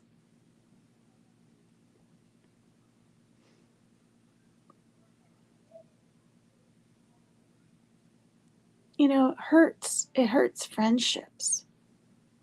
I don't care if I ever get a dime from her again, not an effing penny.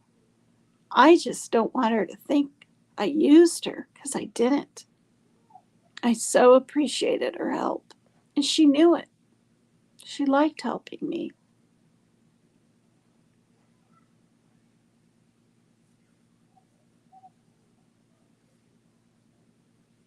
Last time you owned a cat, you were 16, Mary Jane? Wow. I can make money from selling the kittens. Well, they're half Maine Coon and they're half tabby. And I could, but I don't want to separate them from each other. Luckily there was only 3. I had to get all doctor signatures for an emotional therapy thing so I could keep them, you guys, because of that other damn channel and who's in it. Trying to take them away from us, take them away from their mother. Not now, like 2 months ago. It's sick. They're only 6 months old. I think that's the age when people give them out and sell them out and all that. I mean, Panda's older, and we got Panda. I got him from a friend when she was just little, black and white tuxedo. Good 10, 11 years ago, running around with a bunch of other kittens up on another little town that's drug filled with druggies and flippin' mayhem. Dangerous. And she brought me little Panda. But he's kind of overweight and just not.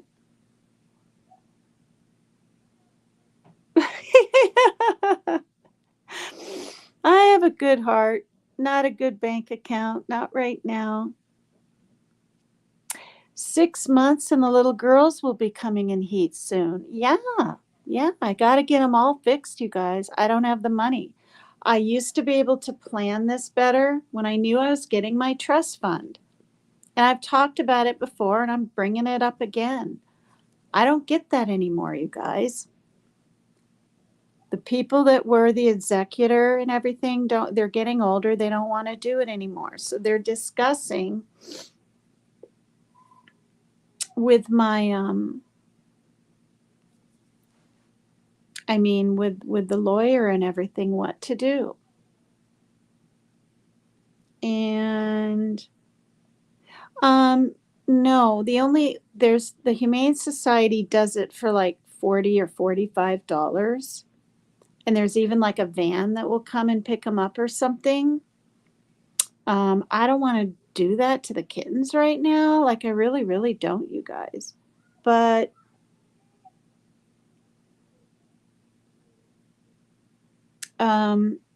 this is what I mean. Like I know, there's homeless people and there's people living paycheck to paycheck and yeah.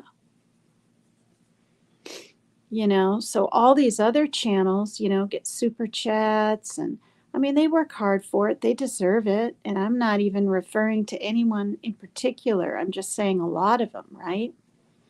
And some of us have our Cash App and PayPal and whatever, we receive for giving out some content or whatever, hanging out, whatever, it's not expected. It's really not. But when we do receive it, me and Rebel and Becca and Leanie and other people, it's really nice. All right, so the words, you guys. Oh, I don't have memberships on because I think you have to be monetized. And I almost said monetized. I was reading Mama's Service. I'm not monetized because I did the first part and then the second part is something to do with AdSense. Like you have to hook up to something and bring your URL over. I know how to copy and paste, you guys, but I'm not able to. And then I was like, I have a laptop and I was going to try to figure it out on that. It's an old one. It's an Acer. It's a baby laptop that runs really slow and everything, but it's okay. But then I thought, do I want to be monetized? I mean, with the different topics and some of the craziness and dancing and everything on my channel, if I was monetized, I probably would have lost it by now. And I don't want to deal with it. I don't think I want to deal with memberships and everything. I mean, maybe I'm being foolish, but this isn't a real serious thing for me, right? I mean, yeah, people will pay for cute kitties. I know, and they're really cute.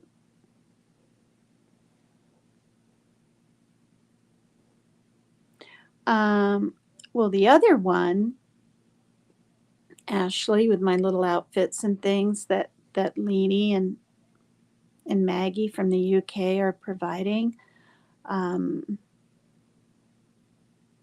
Yo, it's cracking, youngsters. You're funny, Raider. Oh my God. Wait, it's not. You're California time, so it's only 9 p.m. Like for me, 8:50. I'll have my Cash App and PayPal up, and we'll see. It might not make any difference. It might. I don't know. Just hanging out. Do you want to come up on panel, Reader? Do you want to, or are you just saying hi? Let me read these. Some of these words are pretty bizarre, you guys. And then I'm gonna be done with the reading. And that's a promise, Raider. I haven't had a panel in a good week. I don't know if Sherry's in here anymore. We can shoot the shit or whatever. These are words to know that have to do with depression and depressive disorders. You want to sit on my lap. Oh my God, you're too much. Anhedonia. Anhedonia.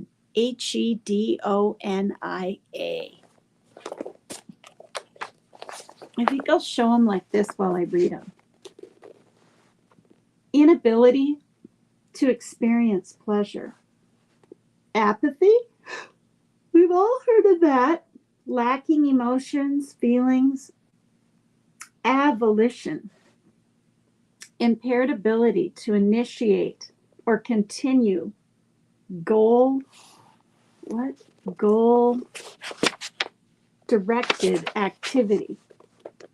Dysphoria, an unpleasant mood, depressed, irritable, anxious. Okay, I didn't know that's what dysphoria meant. Dysomnia, disorders of sleep or wakefulness involving problems in the amount, quality, or timing of sleep, as in insomnia or hypersomnia, which is excessive sleep, called dysomnia. Euthymia, experiencing moods within the range of emotional intensity experienced by most people.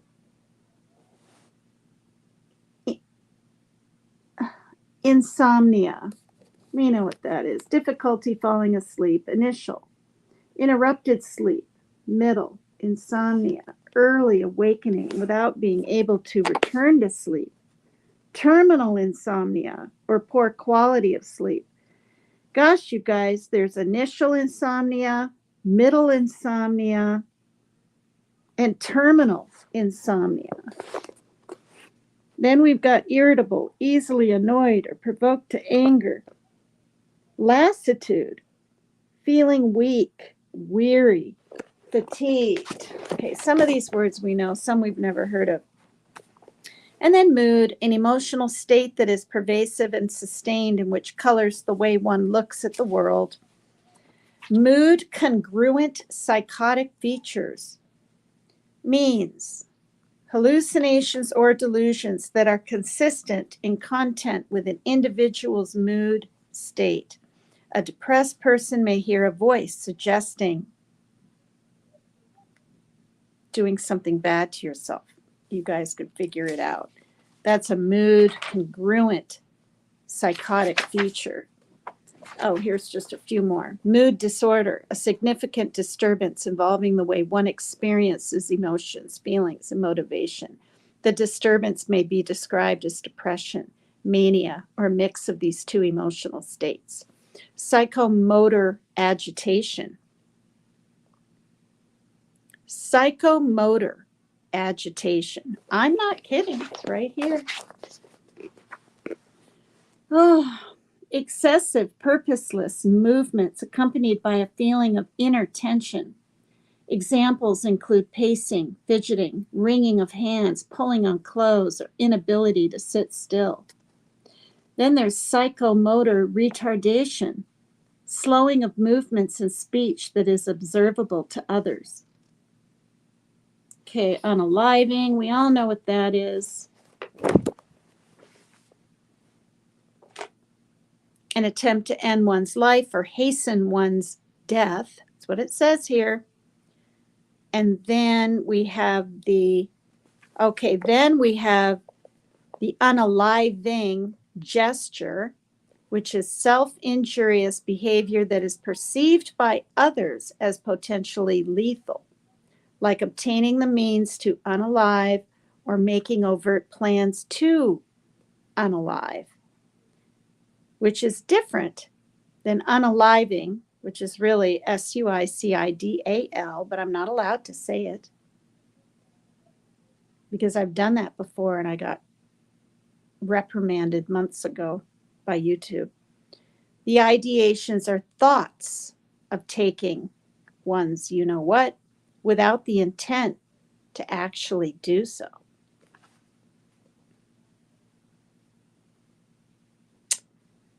Okay, so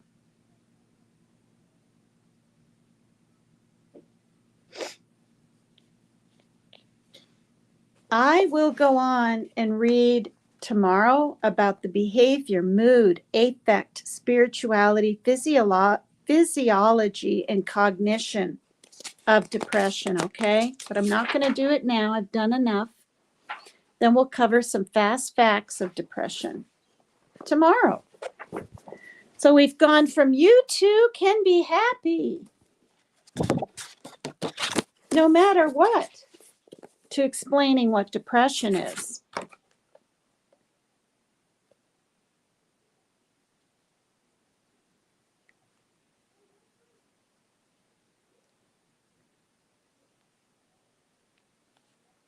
Okay.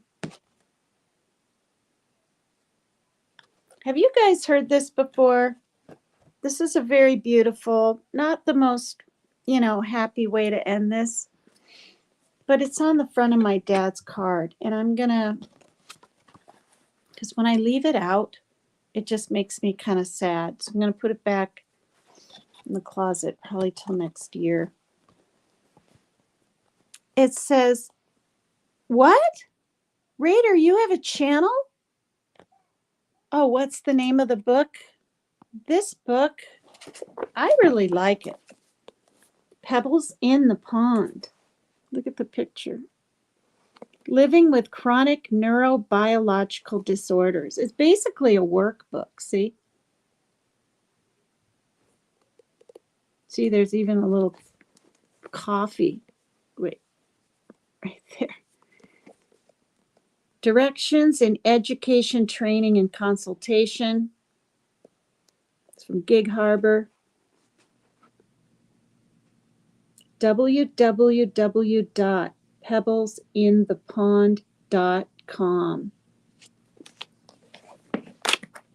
It's flipping heavy. I'm telling you, it's at least 5 pounds. Now, what did Raider Rich, 760, SoCal. I subbed up the other night and you didn't go live. Raider, you have a channel?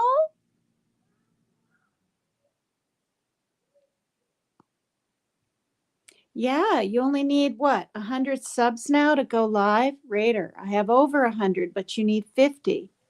Okay, there you go. I don't have a clue how to go live or I'd help. Well, I know how you go live. You're going to have to Google YouTube Set up your channel how they say. It's real easy. Just go to a page and type in a few things, and then you got to wait 24 hours to start the next day once you do that part.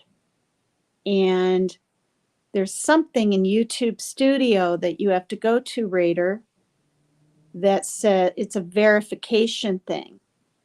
For what? I don't even flip and remember. Your name, your age, not your age, your name, your state, I don't know. And then you hit something on that. I mean, you guys, I can't even remember what I've learned on here to get to where I'm at. That's why I have notes and a notebook, and StreamYard is different, right? So then I had to type in StreamYard. Like I would go to Google and literally type in, how do I set up StreamYard? Or how do I, and what's nice is it's not a lot. There's 2-minute, 50-second videos. There's 4 minutes, there's 8. There's so many to choose from. And what I had to do, because I couldn't remember it all because of my short-term memory loss, I guess, that I have, is just take notes and just jot them down. Number 1, number 2, number 3. Yeah, hey Google, there you go, nature sounds. Do you want to come up? I'm going to for sure curl my hair. See if I can't get it all cute and curly. See, with that thing. I want to get this book. Thank you.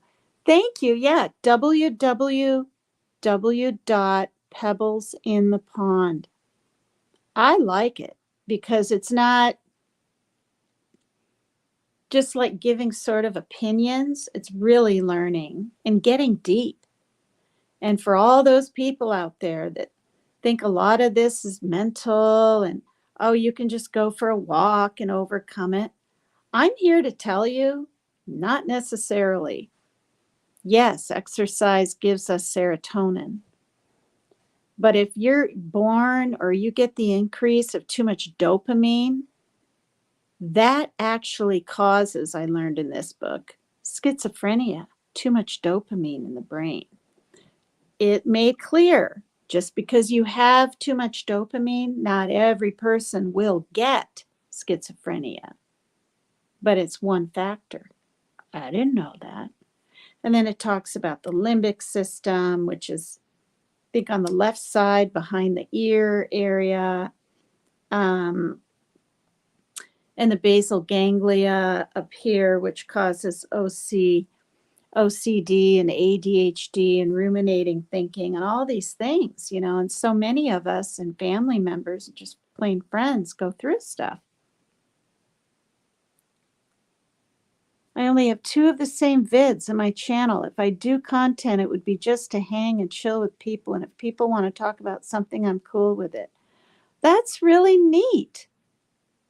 Okay, so that is your channel right there. Raider_Rich_760_ Southern Cal or SoCal or whatever. I'm sure it's Southern Cal, but it looks like SoCal. Wait, isn't that the name of the channel? You can put your link in if you'd like, although I think you have to have a mod to do it. Type it in. Type in at Raider, you know, like I'm at PC, or I'm at, well, anyway, for the Paper Cut Tina one, I'm at Paper Cut Tina 2332. For my PCT is extreme, there's probably more than just at PCT is extreme. I'm not sure what my URL is.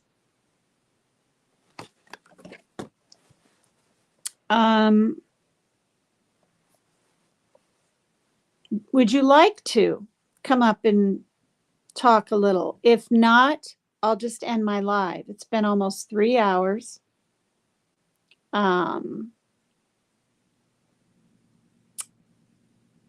Yeah.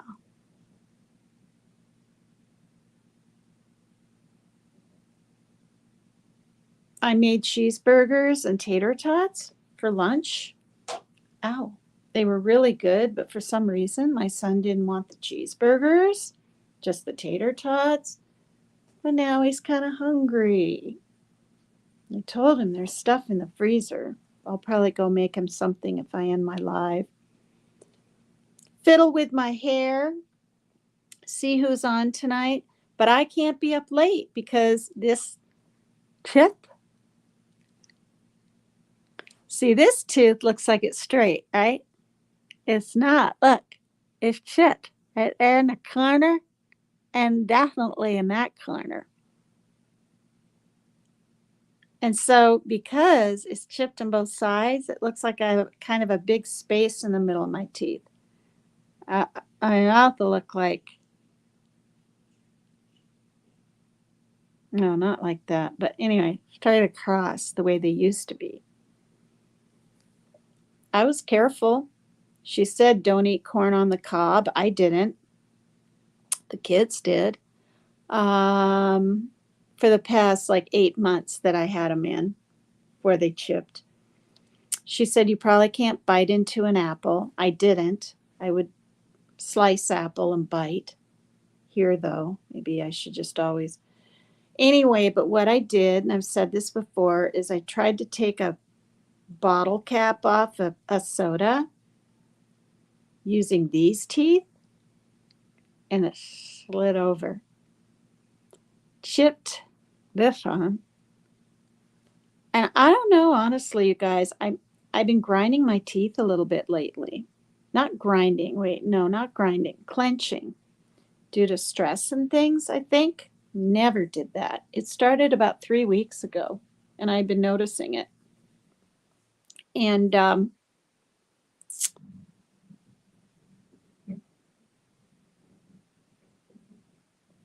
yeah. Well, you know what, Rebel? I set my alarm for, I knew your show was at 2 my time, 5 yours. Or, that's what the thing said. And I didn't want to be up late and sleep all day, which I don't anyway. I can't. I've got these animals and people, everything to take care of. So my alarm went off. I ended up getting up a little bit before it. I got up around 12. I didn't get to bed till about 3. I toss and turn a lot now for some reason. When I'm sleeping, I used to sleep more sound.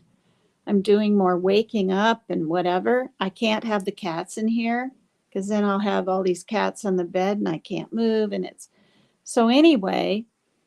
And then I started getting busy around here and made lunch and everything. And then I think my daughter said, wasn't that show today of Rebel and his son? And I was like, oh, and I looked and I was in the middle of lunch. She and I were eating out in the kitchen.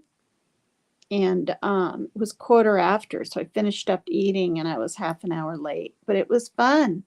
It was fun. Yep, Tattooed Rebel. What's the name of it again? Did you already say? Okay, I know what it is. It's his son's channel. Rebel wants to make sure that's clear. And any little Cash Apps or PayPals, or he'll probably get monetized eventually, will go to his son. And his son's a teenager, and it's going to be little games and pranks and things they'll be doing to each other. Yeah, there you go. Double Trouble TV 22. Yep. Double Trouble TV 22. Exactly. And so they talked about it a little bit today, and they'd like suggestions too. I sent 7 or 8. Did you get those? Let me know on here if you got those. Okay, you have Double Trouble TV 22, and on the exact same time thing, you have Double Trouble TV. But it's TV 22. I'll go look. Okay, well, if you want to check now, but yeah, so I sent those, and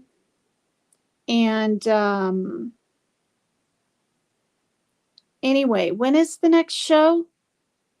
I can't think. I think it'll always be on Sundays, right? And in the afternoon. Tattooed Rebel also, you guys, has fun game night.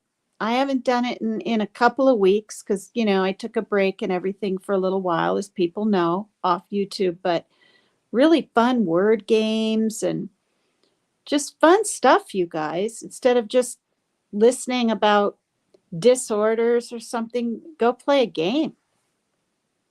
And everyone can play in chat. Oh, good. If I think of more, I'll give them to you. And everything costs money, but like those jelly beans where some taste like fish and I don't know, whatever. I'm not sure when next live is. Okay. Might be $4 or $5, but like the game with the rubber ball, if you can find a gumball machine, it's just a super ball, right? Bouncing that. All good, Rebel. I will figure it out, but I do hop on panels worldwide. My main hangout is YouTuber Mo Reese Delk. He has many channels, but he uses on that when he does live panels. Raider, you've got to check Rebel out if you haven't yet. You haven't been getting notifications. I'll have to unsub and resub. Yes. Is that to me? Hey, there's Tattooed Angel. Hey, my beautiful friend Tina and everybody. Oh, you're so sweet. Love you. Thanks for coming over. Yeah, I'm not going to be up like late tonight or over on Leanie's or anything because I'm getting these teeth bonded tomorrow. The only thing I'm really dreading is the needle in the roof of my mouth. But I can't be being a baby about it because they do give that,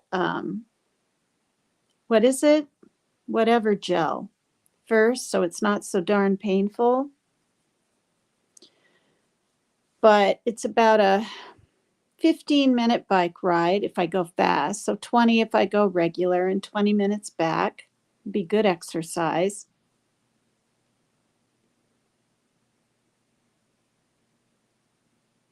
Aw. Aw, thank you. Yeah. Yeah. And I announced this at the beginning of my show, Becca. You reached your 1,000 subs literally while I was on your karaoke program, right? It was all impromptu. Boom. You were emotional. I was emotional. It was fantastic. And she's having a party. We're partying. We're celebrating. It's a big deal. This coming Friday.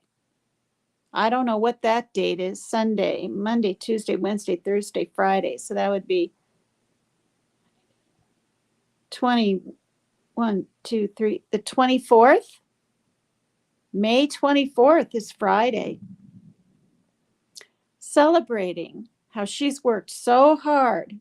This beautiful lady, Tattooed Angel 2229, told everyone to go over there. Yeah.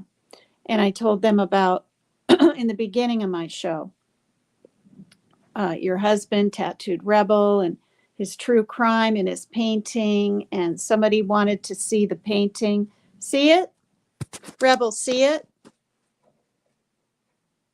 Back there, the turtle looking down from the clouds. I have it up there now. I had a lot of turtle stuff, all over my walls. And I'm just not really a turtle anymore, Do you have his link, Raider Rich? Yeah. Yeah, it was. I watched back some of my singing to see how it went and other people's and saw the part where you found out you had 1,000. Now you have a little over 1,000, and you were crying, and I was like this, and excuse me. Yeah, hit the like, you guys, please. And support my channel if you can. Aw, hi, Lisa. Are you feeling better? Lisa S., you were kind of not feeling good at all in Leanie's chat last night. I hope it's okay that I'm saying that. I hope it's just the flu, if it's anything or whatever, But, yeah, so you guys, Rebel, are you going to do as soon as you get paid, you're getting some Kung Pao chicken. Sounds good, Adam and E Proton. Yes, a mental health and karaoke channel, which is what I have. It's very hard on these YouTube streets because it's a different channel. So it truly means a lot to me. Well, you're touching lives, and that's what's important. When I first started my channel, I was scaring lives. I mean, think about it. Serial killers from all over the world. Just people can only take so much true crime. We got to have some positivity and some uplifting and that's what she does. And we all have our own issues and we all understand a lot about it, but we need to learn more. And the karaoke's fun, you guys. Some people literally get on there. I've seen people, Tiger the Tony, right? Who some people call Tony the Tiger, but Tony, he plays guitar up on there. I saw a guy come in with his electric guitar once.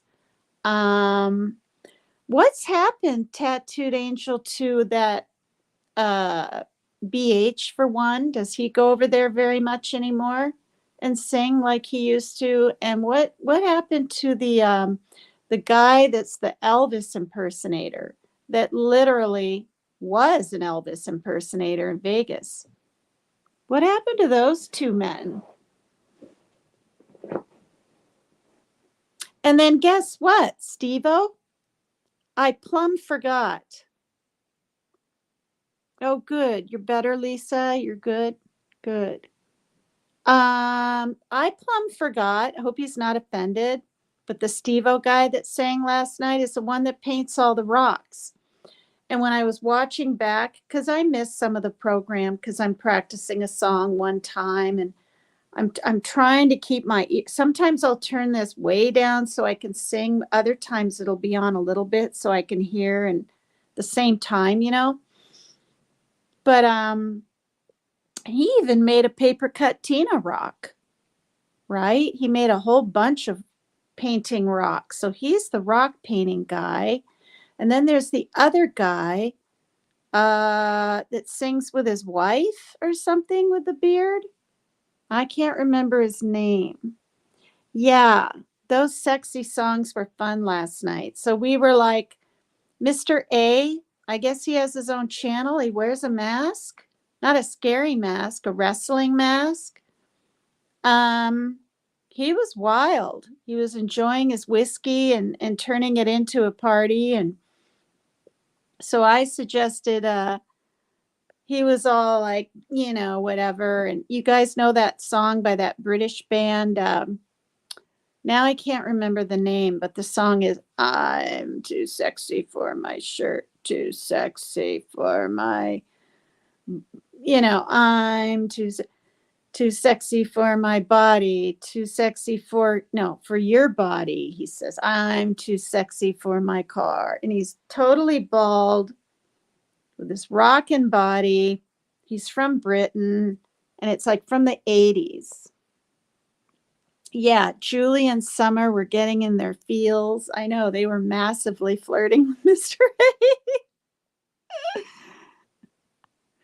Oh, yeah, that was fun. That was fun too. Right on Leanie's. I've been in the mood to sing. What might happen at some point, don't be surprised, not right away. It all depends on what's happening in my life here with my ex, my sister. Like it's not that they take away from my happiness or my choices in life, but if I get too bogged down with stuff, I can't go over and smile and laugh and sing. I can't. Yes, Right Said Fred sings that song. That's right. Right Said Fred. Way back in like the 80s. It's so the video is so cute and so 80s. That was fun, Raider. It was a really good time. Um, so this Friday, you guys, come over and help celebrate Becca's 1000. Please, please, please. Tattooed Angel 2229. Sub up, give her some support, tell your friends, you know. Oh, yeah, with the Journey songs, Raider. Yep, that was fun. Me trying to sing Journey. That's kind of funny. Rebel. Wait, it's 9:20. I can't think. 10, 11, 12, 20 Eastern. Are you going to do a game, word game or game show tonight?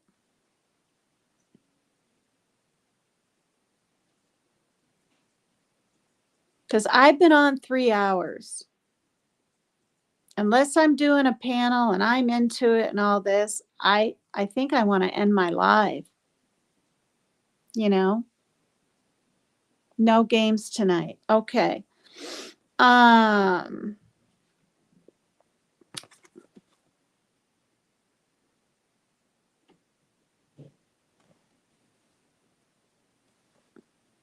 Maybe tomorrow or Tuesday night. Okay. I'm going to read this. It's a little bit sad, you guys. I actually bawled my eyes out because these were handed out at my dad's memorial and I was mailed one. This is my dad when he passed, Becca and Rebel. Honestly, I barely recognized him. He had black hair and a black beard and didn't look that old. 12 years ago when I saw him. He looked 70 and he was 75. But it's beautiful. I want to know. We've all lost some people this year. Becca has, Rebel has. I did 3 years ago. People lose people, and this is a gorgeous saying, and it's in cursive, and my eyes aren't very good, but I'm going to read it. I'm free. Don't grieve for me, for now I am free. I am following the path God laid for me. I took his hand when I heard him call. I turned my back and left it all. I could not stay another day to laugh, to love, to work or play.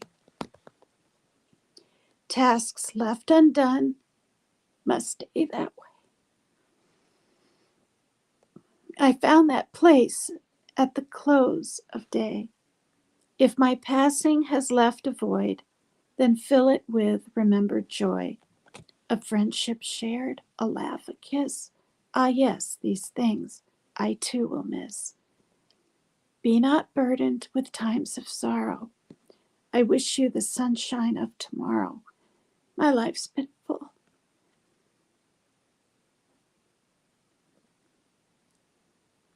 I savored much. Good friends, good times. A loved one's touch. Friends, good times.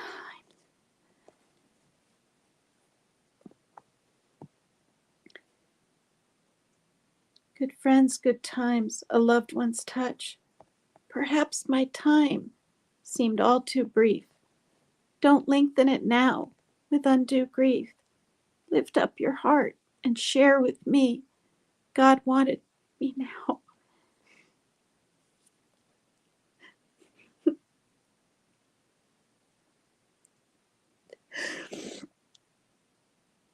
He set me free.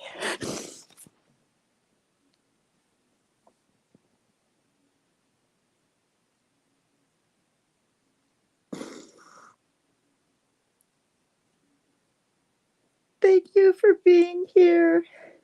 I love you guys. Please hit the like. Please subscribe if you haven't.